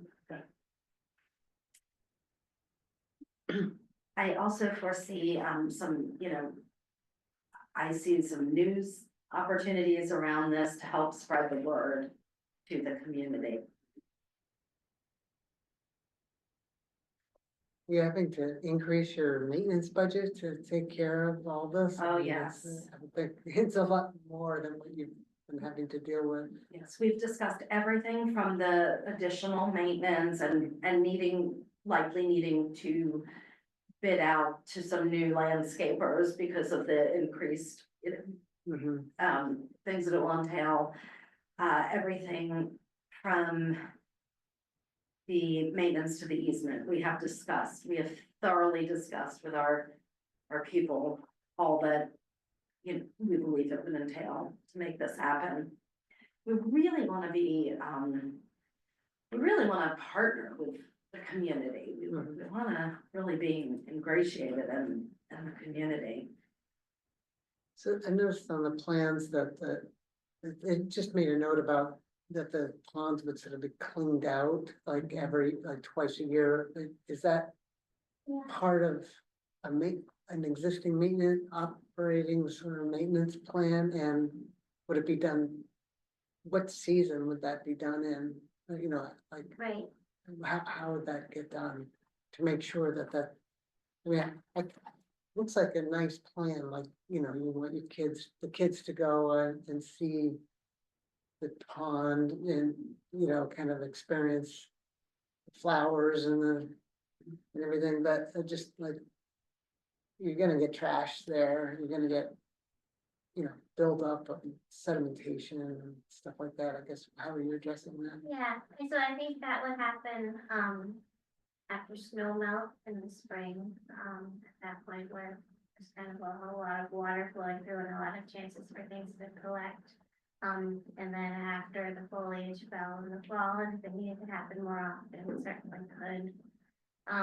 What we're proposing to do now is there's wood chips and play equipment in the ponds, and we're proposing to remove that by hand. And just kind of clean it up and then keep it clean. That's what the school really wants to do. Other work proposed there is there's a culvert that connects the two ponds under the driveway, so we would like to do a TB inspection of that, clean it out, and repair it as needed. And then I showed the picture of the outlet control structure, which needs some repairs both for safety reasons, just to make sure that water can keep flowing through the ponds as it needs to. Is there an inlet and outlet to those ponds, or is it just groundwater, or is it runoff? What's creating those ponds? So this is and I know you're familiar with the industrial park, so it's a low flat area. And there's, wetlands that go well far beyond the site itself. But everything is kind of linked together. So there's an outlet structure, the pond on the left, which is your typical square concrete structure with a V-notch rear. that has an outlet that connects across the street, to a wet pond on the other side of the street. It looks like there's a pond just to the left. Yeah, Yeah. there's more to the left. Yeah. Is there a connection there? Then it's kind of at the same grade. So it's the wetland is pond and then it expands, acres to the left there. But that's not on your property.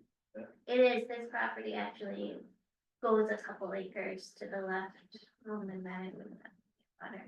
So like I said, half of the property is wetland, which is not shown.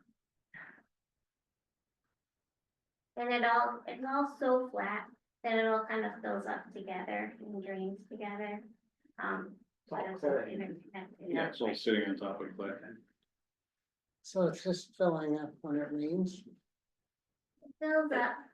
Is there an inlet structure? Is there an inlet to ponds, or is this strictly a groundwater Yeah. low line? So, I guess anecdotally, so there is, I'm sure you're familiar with the system of swales along the side of Low Street that is, prevalent throughout the industrial park. And we've heard that a director too before Karen, was dealing with the swale constantly flooding and the playground being underwater. So they put their own pipe and connecting, the swale to this pond. And I think that the reason for that, and we've talked to DPS about that, is there's a broken culvert under the entrance into Perry Way, which didn't allow the swales to drain to each other. So that concentrates kind of a large offsite, watershed that goes kind of uphill up Johnson Street that, contributes to these ponds. And I think, you may have seen some flooding on Perry Way at some points.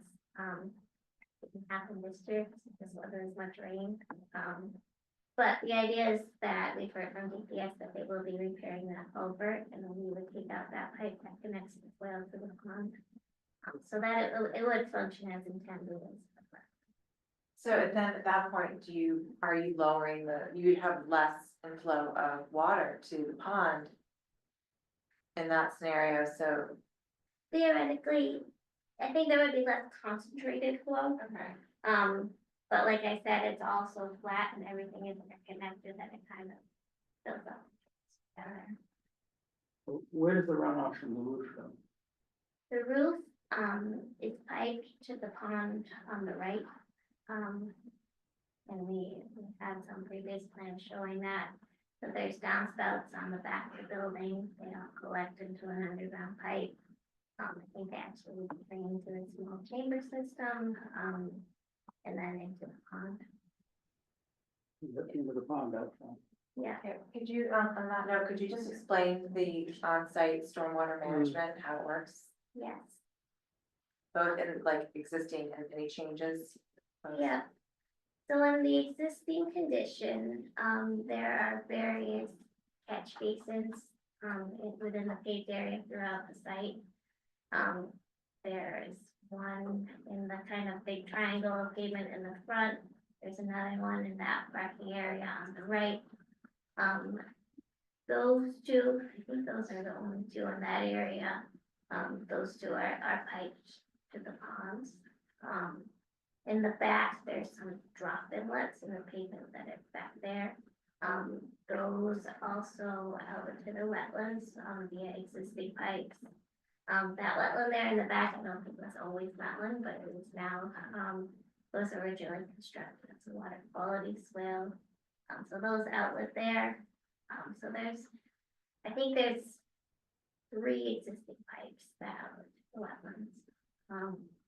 And what we proposed for the drainage improvements, number 1 will be reducing pavement by about 4,000 square feet. So this is a redevelopment project. It meets the stormwater standards, to the maximum extent practicable. So we're adding a few new surface drains, so catch basins with deep sumps and hoods, which will drain to water quality treatment units. And those will connect to the existing system of pipes that's out there and utilize the existing outflows. And we will be utilizing some of the existing surface drains in the back. So we did as much as we could to provide greater water quality treatment. We're providing greater chances for infiltration. Like you pointed out, there's clay, this is natural sea soils and not suitable for infiltration. But generally, an overall improvement to the drainage system. So, stormwater management is not one of my areas of expertise or understanding. So I was wondering if we could have, get the guy who does reviews of stormwater. With John Eric? No, well, John Eric would do it. There's a guy that the planning board uses, Oh, oh, wow. Phil, somebody, Julie, what's the name of the planning board's consultant there? Oh, Bill Christensen, yeah, yeah, would it be worthwhile to have him review this? I mean, this is going before planning board as well, correct? Or no? So, We need a stormwater permit. Okay, So that would be reviewed by John Eric White's office. yeah, John Eric's office, but Yeah, I not. would like to quickly address that. So under the Dover Amendment, this project is exempt from local zoning because of the school status as a nonprofit educational institution, except for reasonable regulations. Our zoning determination argued that, and city solicitor's office agreed with it too. Instead of going before the planning board or to the zoning board, the planning office is conducting a zoning review, an internal zoning review of their own.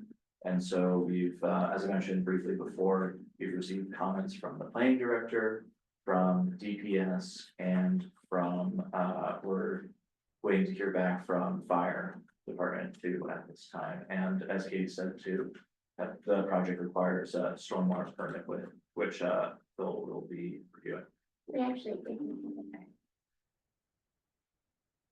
But as part of the, as part of the zoning review.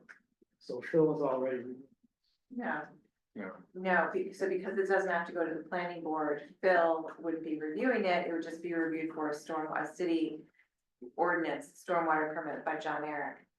That doesn't mean that you all can't ask for Phil to take a look at it as well as a peer review, but, it won't be, you know. Normally is the planning board, We would need to request that, yeah. but John Eric gonna look at it anyways. Yeah, John Eric's gonna look at it anyway, and there are a number of comments from DEP about the stormwater report. But I can go through those. as long as John Eric's gonna look at it.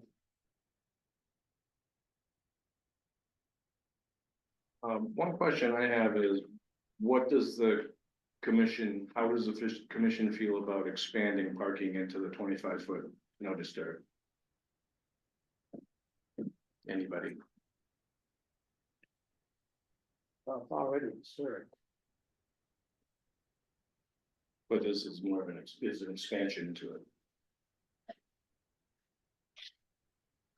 So, okay, and across the back right now, there's no parking. There is parking around the back. To the rear. You can kind of see a gray double line, that's the existing curb. That's the existing.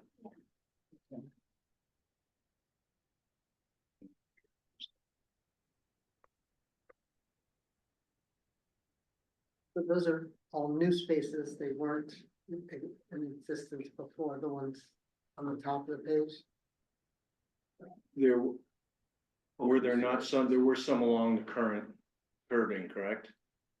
So the back of the school is not currently used for parking, but it's used for the car line, in vehicular traffic, and it's a driveway that's a lot wider than it needs to be for that purpose.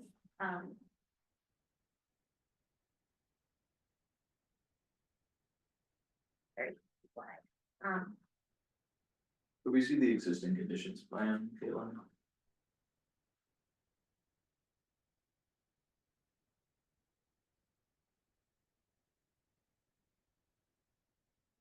I believe that, yeah, that bigger black line, right, and, the next one out from the building is the existing stone pavement. So it goes, So, and how much that'll be expanded sort of to the green line? Or, In the right area, we're getting closer to the green line. Again, the intent is to utilize the limited upland area as best possible use for this. This is an area that's not used by public and students. Makes sense from an operational standpoint, to use for parking. we have We, catch basins in those areas? Can't tell. there are two, Plan, I would call them more like drop. There's one there. There's two. do they drain to the pond? Yeah. To the, yeah. So. Stand up, like, but there's, right where the cursor is, there's a catch basin and a circle there. Then there's a pipe that heads up to the left, with the D unit. And then similarly, head to the left, there's another one. Where do they drain to? They drain to the wetland. So which side? They kind of, they're pretty shallow pipes, but they kind of go off that way in daylight.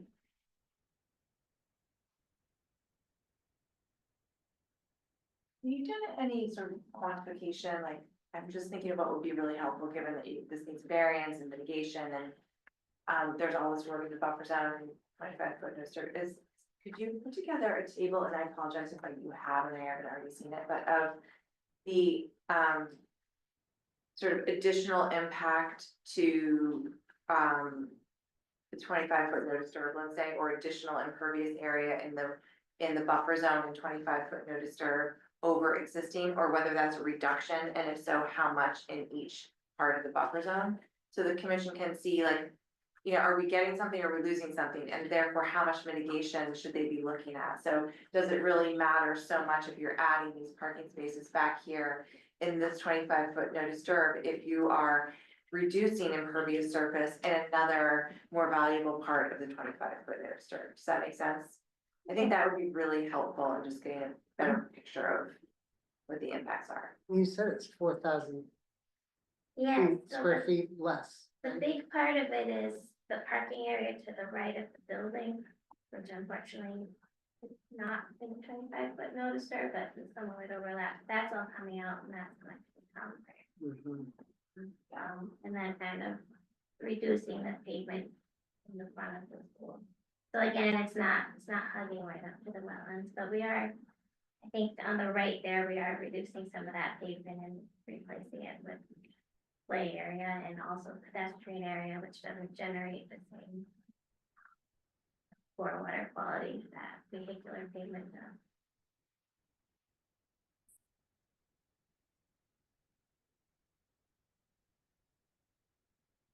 yeah, I think it would be helpful to have that table, but. You know, wherever losing the 25-foot, we're gaining, and so on. Maybe like how many, if you're removing 6 trees, how many new trees are being added? Sense of the trade-offs there. Because trees, as you know, in the industrial park are really important for lots of reasons, not just sort of shading and habitat and climate, but like sucking up water in terms of flooding and stuff when you can't get infiltration, so. We can definitely do that. I guess I'd like to go out there and look at this at some point. Because there's a lot to absorb.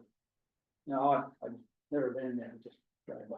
No pun intended, very absorb. I think it is really helpful to see it on the ground. Makes more sense. Since, you know, rain and get rid of all the snow, we can see. Come on out. Well, we could go there when somebody there is coming, so that's,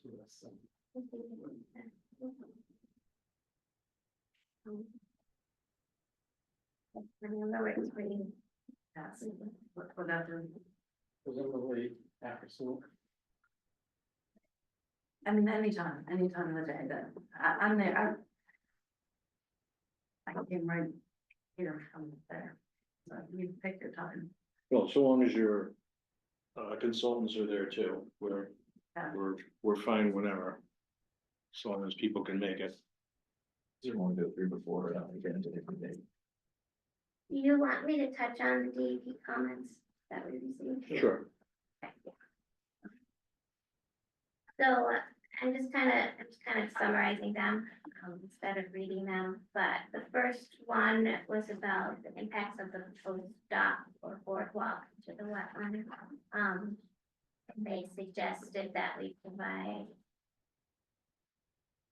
an equal-sized wetland mitigation area to that, which the school has agreed to, and we would propose that kind of up where the label for dumpsters is, but that's not the location where it could be contiguous to the existing wetland for topography, but also from a hydrologic connection.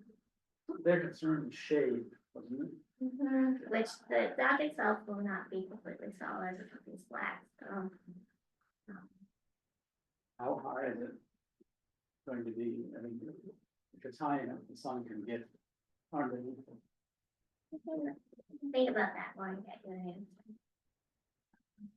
Yeah, and like, what's it gonna be made of? You said, is it wood or there's like that flow through decking that allows water and light through?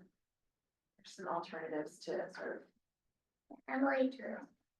Have you chosen a material for the decking? So in terms of sorry, are we talking about the pergola or the boardwalk? I couldn't quite hear, the sound was coming in and out a bit. The boardwalk. Boardwalk, okay. So what we're currently showing would be the boardwalk structure on helical piles. The frame would be steel, but the decking itself would be a more natural material. So a wood, we haven't decided on the exact type yet, but it would be a natural material. And then the guardrails, where required, would have wood framing with a mesh finish. So it's a mix of natural materials and metal materials. In terms of light getting through, we would want to make sure the boardwalk is accessible. So we have to limit the gaps between the wood slats themselves, just to meet ADA codes.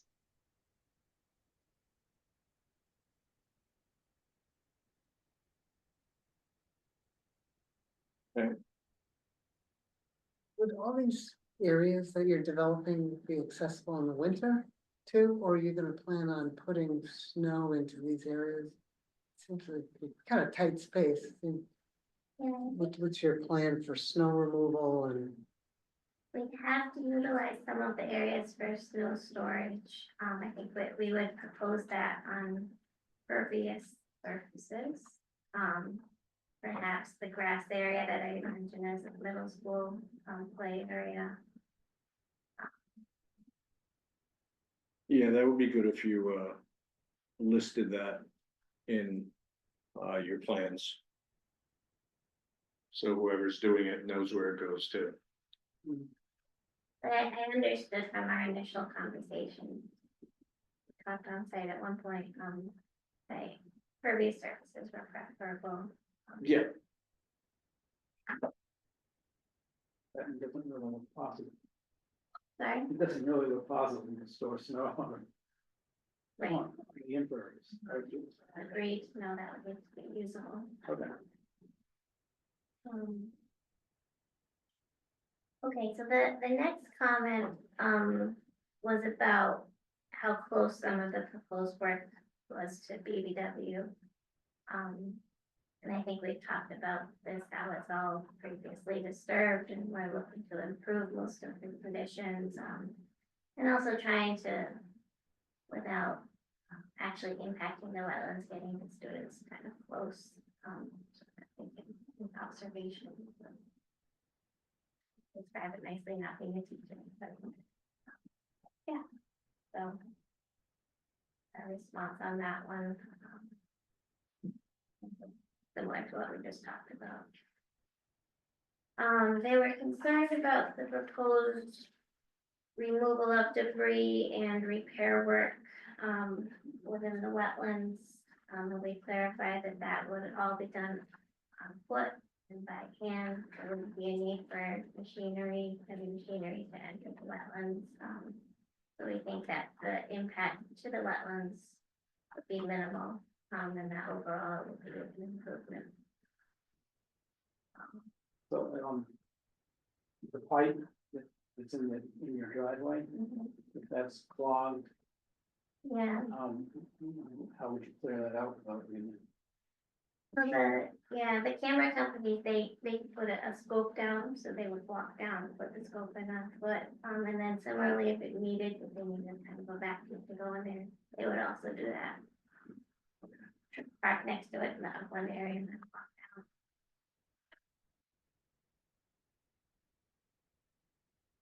The outlet control structure can actually be accessed from the upland area. The next comment was that we didn't provide computations for stormwater standard 1. That standard is that new untreated discharges are prohibited. Like I said earlier, we will be utilizing the existing outfalls, so we're not proposing any new discharges. We need to provide calculations for that standard. Responded to that one. The next comment was about the water quality treatment units. They wanted better clarification where each type of them is proposed, which we'll provide. We'll also put the details on the plans as they requested. They didn't like that we were using one of them kind of in lieu of a catch basin, so it would have had a grate on the top. So instead of that, we would be putting a catch basin just upstream and have discharge to the water quality unit. They wanted us to include the maintenance guidelines for the water quality unit in our stormwater report, which we will. And again, they were talking about concerns about the maintenance to the wetlands and the ponds, the impact that.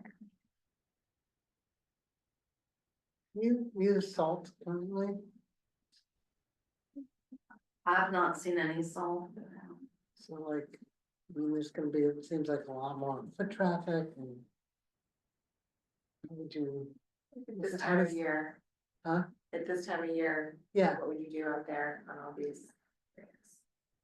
I think that if the commission had a preference for de-icing, we could certainly implement that. Things you've seen on other projects that you've liked. What do you currently do for de-icing? We de-snow. I don't think we've had to please forgive me, I'm from Miami Beach, Florida, and I've only been here 9 months. Okay. My first New England winter. So they have come out, they have plowed the snow. I think we can find out. Yeah, Well, it would seem to me, I mean, you mentioned that the backside of the building is in the shade and the kids can go out there. It seems to me that would be a primary candidate for ice. it hasn't. I don't see ice in the back. I do the car line every day, so. There's no ice in the back. No, I could tell you exactly where the ice is. Terrifying. Yeah, but again, we can find that out for sure for the next meeting and whatever the commission's preference is. We understand this is discharging to the wetlands and that there are alternatives to salt, so we'd be happy to incorporate that as part of a plan, maybe part of the O&M as part of stormwater. Typically, there's cleaning out of catch basins annually, sweeping of all the sand, all the driveways and stuff. I don't know if that's in the. That's in our O&M. It's interesting though, because in talking about it, I don't see a lot of ice at the school. I can't walk to my car at my apartment without holding onto the building, but the school, I'm not seeing a lot of ice. well, that may be because they're Maybe. treating it excessively, Maybe salting a lot. yeah. No, we're not solving. They also, No one, A lot of the school, aside from the fact it's a lot of sun, because it's sun all day. Yeah. Well, if that's you're actually plowing about it that. quickly and getting the snow up, and then you don't have ponding of anything, then maybe it's a better situation in most places. Mhm. You do have that one puddle that you have to cone on all the time. So there's a little ice. there. Yeah, Just okay. like, yeah. I guess the important thing is that it's part of your O&M plan, Mhm. whether you use, you know, salt or whether you use sand or whether you use something that the Conservation Commission is requiring. It just needs to be in the plan, you know, so that. Do you have lists or? I mean, no, we don't really, I mean, usually we don't No. specify, this is a different kind of a project, with these ponds right here. So. I mean, typically, if you're trying to keep salt out of the wetland, I mean, it would just impact the health of these ponds essentially, and the wetlands associated with them. If you're using an excessive amount of salt, so it's just something to be aware of and, yeah, put it in your O&M plan. But sand is typically what's used instead of salt. Which means that the catch basins need to be cleaned out more often. Right. Yeah. Sand. And maybe just, we could specify something like no salt or chemical ice solvents should be used within 25 feet of the ponds or something, or within the direct drainage area, overland drainage area. of the ponds. Yeah. Although it's all flowing into the ponds. Yeah. Through the It's just- spaces, it's- so, It's just tricky because, you know, you're dealing with safety too, and a lot of people Yeah. walking in the area, and we wanna make sure they're safe. yes. So you don't really wanna dictate what needs to Right. go down, you need to Right. make sure the plants don't die and the, Yeah, you know, the kids are safe. Yeah, Yeah. we'll be amenable to that, and two, because it's a school and it's operating during the winter. They're always on the lookout for safety for the kids, and like now with keeping the existing paving area clear of snow for that. Tight pickup and drop off, similar, more intensive attention will be paid to the new walkways. Yeah, And in addition to sand, just regular, as Julia said, quickly clearing out snow as it comes in will be a regular part of school grounds maintenance. We actually hired a company on site inside, I don't know if you've ever heard of them, to do a long-term, maintenance plan for our school so that we are always preparing financially for this. mhm. Yeah. so maybe if we get to the question, DEP's question about the existing ponds. And whether or not there's stormwater or. I think, we've done a lot of research on this, and Julia, you've helped with that, which has been great. And I think originally our approach was that, they're constructed for stormwater management. But then through research, we unearthed an order of conditions that had figures in it that actually showed the ponds being constructed as replicated wetlands, which kind of didn't necessarily change our approach to the project, but recognizing that they are on that jurisdictional resource area. But I think, as we know, a lot of cases, and this one as well, these wetlands function as stormwater management. That's what, Yeah, most wetlands do. Yeah. To that extent, but, yeah, but if it said that they were replicated wetlands, Yeah, so, I mean, that was pretty clear. so the wetlands.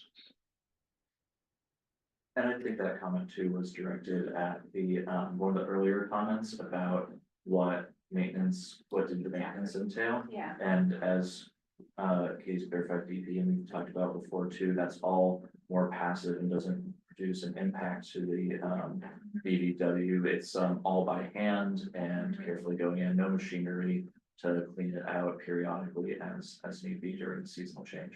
And I think the idea is that you'll have less to clean out now that the wood chips aren't gonna be going in there and all that, right? Exactly. Yeah.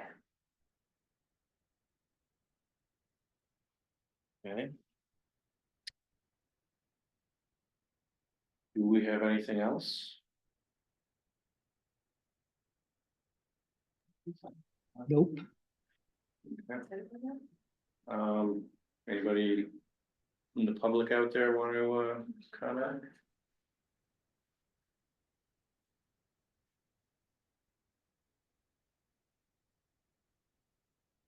Anybody in the public wants to speak, raise your hand.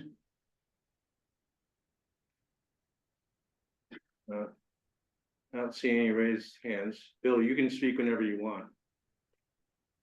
Yeah, I've got nothing. You all set? Okay. But thought you were getting ready to say something. Nope. All right, so we need a site visit. Do we want to plan a site visit? Or do you want to, well, we can do it over email. Yeah, or we can do it now. Or we can do it now. Depends on, whether or not, I think we're all, most of us are here. Except for Dan, Except for Dan, so. so yeah, he probably would want to attend the site visit. But we could at least throw out a couple options right now for people, get a general idea of when you all are free. Kind of school it out. 3:05. But, yeah, Feeling is probably done by 3:30 to be, you know, We don't want to get caught in all that traffic. that's right. But then you see how critical the improvements to the traffic flow are and how grateful that Well, I've driven by there. Yeah, we're. Yeah. I avoid You know, the area. mess- I mess don't with go Steve. anywhere Between near you that. and the middle school, I avoid that stretch of Wall Yes. Street in the afternoon. Yeah, gotcha. And I think if you wanted to come during the school, they'd have it. Absolutely, they come during the school day. Well, I'm pretty sure Dan can't come until later in the day. Right. Yeah, I'm retired. So. Next week, like Tuesday, the 11th, does that seem like a? I'm clear on the 11th. I'm clear on the 11th. I gotta double check. I know there's something on my calendar, but I might be. I'm not available in the morning. Yep. I prefer the afternoon. We can say the 11th and I'll go home and look at the paper calendar. So should we choose 2 days to see if we can give Dan another option, like? If we say Tuesday afternoon, is there a time that's after a time that's good for you? Well, Oh, it's school, is that by 3:30, there'll 30? be parking for us. Yeah. Okay, so Tuesday after 3:30 or is there another day? Like Wednesday after 3:30? Wednesday might be a little issue for me. But Monday after 3:30.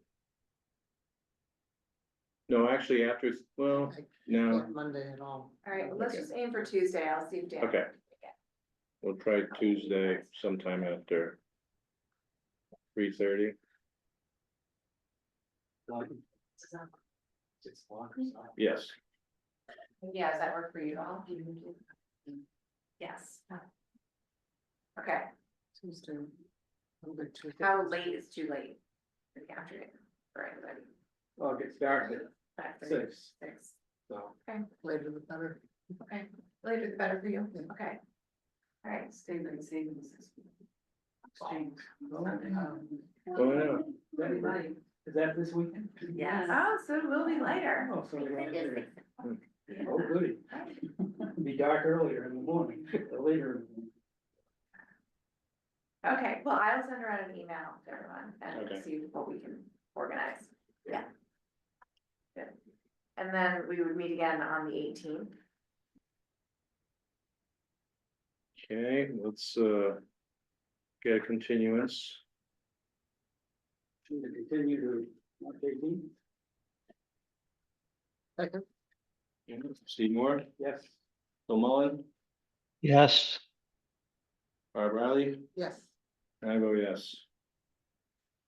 All right, so I guess we'll see you next week. All right, Thank thank you very you. much. And the 18th is at 7 p.m.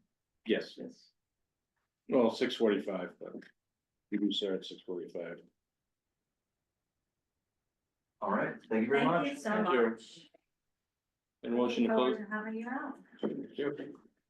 and motion to close the public hearings, Second. all right, all in favor? All right, aye. okay.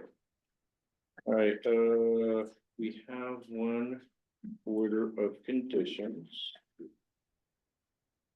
Is that 6 Queen Street?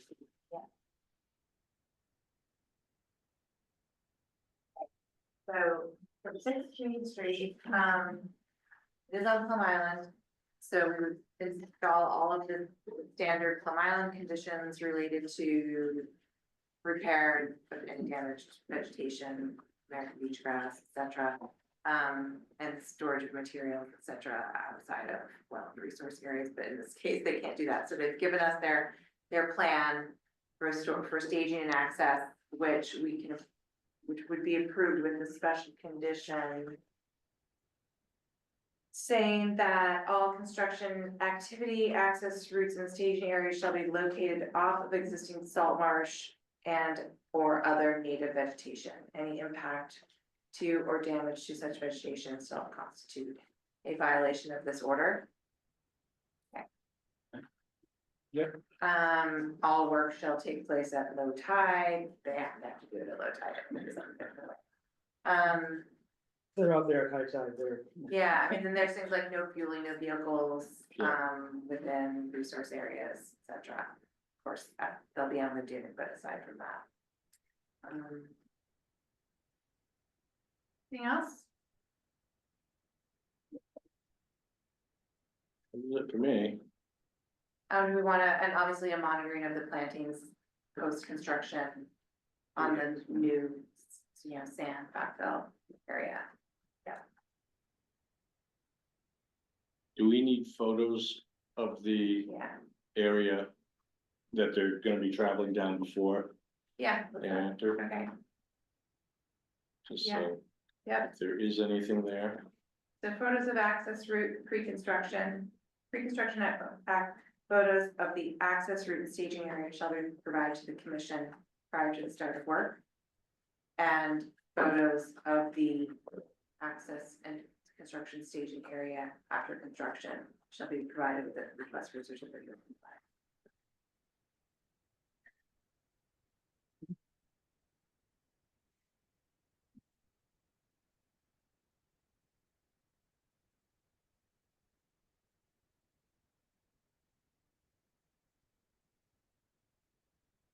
That good? Rachel, the order of conditions for 8 Queen Street, 6 Queen Street. 6 Queen. Yeah. Street. I'll second. Steve Moore, Yes. Bill Mullen, Yes, Bob Riley. Yes. Yeah, I vote yes. All right then. What about our violation or enforcement order or whatever? 8S Street, Yeah. should have asked Ryan Clemens when he was here, because he's on the job on that one. Oh. Last we were informed by them, they're working on the notice of intent. And they'll get it to us when they get it to us. We didn't give them a deadline. No, but I think it's time to. I think it may be time to too, since we have heard nothing. And it's been a month since our last meeting. Yeah. So. That's up to you guys to determine when you wanna see something. I wanna see something by our next meeting, Okay. or at least a progress report. if Okay. nothing else. Okay, or, yeah, a date by which they expect to have the notice of intent in. Right. Okay, You seem sort of like the type that just keeps ignoring and pushing off and it's been there for 4 years. for 4 years, yeah. So it's, Okay, Is that the one with the building, The trail. The trail. It was gonna be temporary. Was it 4 years ago or 5 years ago? define temporary? Or fall back? Hello, it's 180 days. is that the definition? Oh, I- Zoning, under zoning, so. Now it's permanent. You're slightly beyond that. did they even put down like the hurricane ties and, you're supposed to have? Have you driven out there? Actually, You might wanna just take a look, cause Yeah. it's fascinating. It's like literally on a platform with wheels. That's all. Okay. what, What are the enforcement options if they just keep delaying, what? We could issue an enforcement order. what- Yeah, because right now you've issued a violation Hmm. and requested a notice of intent. And they've indicated in response to the violation that they will provide a notice of intent to request permission and a permit to have it remain on site as a permanent structure. But we haven't gotten that, so it remains as a violation right now.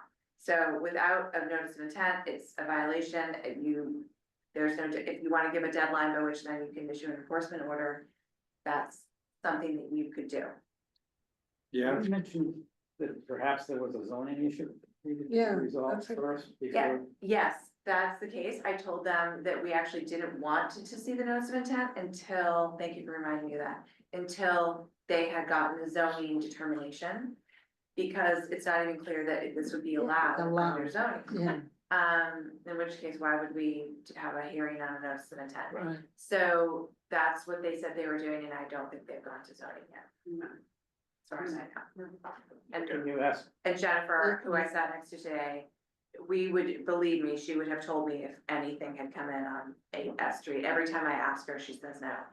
So, Maybe they would be to, so I don't know where they are with it, but Ryan, I mean, they've hired me, Tellerman and Costa, so, I can certainly I think it's send time them. to light a fire under. yeah. You know, we have the authority to fine them up to $300 a day. that's what I was That wondering, would be what it was. that'd be for 4 years.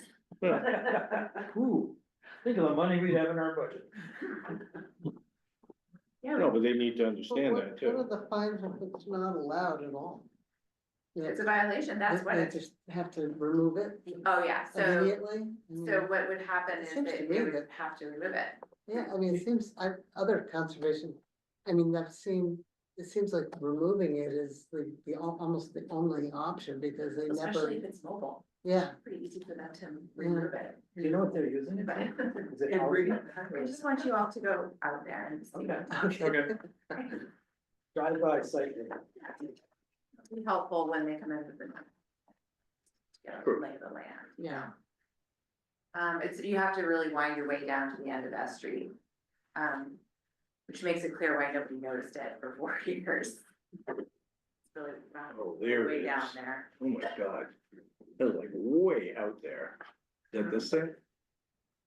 Got 8? That's it. Where is it? Must be this thing. Gosh, it's so close That to looks it. pretty big. Yeah, it does. Looks like It's like a house. Yeah, that's it. That's it. Yeah. That's the thing. That's crazy. So that's a trailer with a roof built over This it? isn't exactly a drive-by. I mean, they constructed drive the too. mobile home on site. Oh, So it's not like they bought a mobile home and dragged it over there and left it in place. They built it there. Seems like yeah, Okay. they did it to circumnavigate, have to go through. Bill, are you gonna be here for the next one or are you still gonna be in Florida? I'll still be in Florida. Oh. Lucky Yeah, you. we have to get Dan, we need, it's all hands on deck right now. Yeah. And what happens if they don't have the replacement? That's a question I have. That's because- not her problem. Well, No, I know, but well, it might be our problem. I've been asking all the time, I've said, you know, and I sent the advertisement out, it's out there, so it could be that resumes have come in. I But just there's a hiring freeze on it for the city. haven't- Yes, there is. What? I've seen nothing about it in the paper or anywhere else. However, at our library board of directors meeting the other night, where they have a vacancy, they can't fill it because of the citywide hiring freeze. According to the library director. Interesting.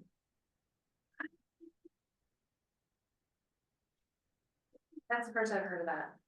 So. That was the first I'd heard of it too. I was surprised that wouldn't. Maybe they're not adding new Adding new, positions. yeah, maybe it's. Well, this was, Well, by statute, they have to have someone in my position. Yeah, I do. but Actually, yeah. I asked the question at our meeting. Could there be a transfer from, anybody in the union to this position? They said no. Well, the other issue is we had to have it, it needs to be covered. And Yeah, as I was about to tell Barb, before you started, Andy Port was essentially the conservation administrator for. I see that coming again, if nothing. I would think happens for so. the next- I mean, it's 3 weeks from now. Yeah. So, and I've offered to, you know, help and stay on hourly and things like that and do whatever they need to do transition wise, but I'm gonna be gone for the month of April. So, I'm gonna be gone for the first meeting too. Mhm. all right, anyways, What about filling our vacancies? that's, we're working on that too. Apparently they have somebody, let's see. Hey, don't sweat it, Julie, you're leaving. Who cares? I might just sign on myself. I bet there's some federal employees that might be. Oh, that would really stink if you signed on back onto the That might commission. be a little awkward with your replacement. Why? No way. But I'm all for it. It wouldn't be awkward for him. Well, For them. right now we need people, so, yeah, That'd be great. yeah. Yeah. Um. Julie was on when I started. I'll have to Yeah. apply and see if they take me. Yeah, I don't know if you're qualified. Yeah, I think they're gonna get a lot of work out of you for nothing if you, come out to the commission. Julie, I don't know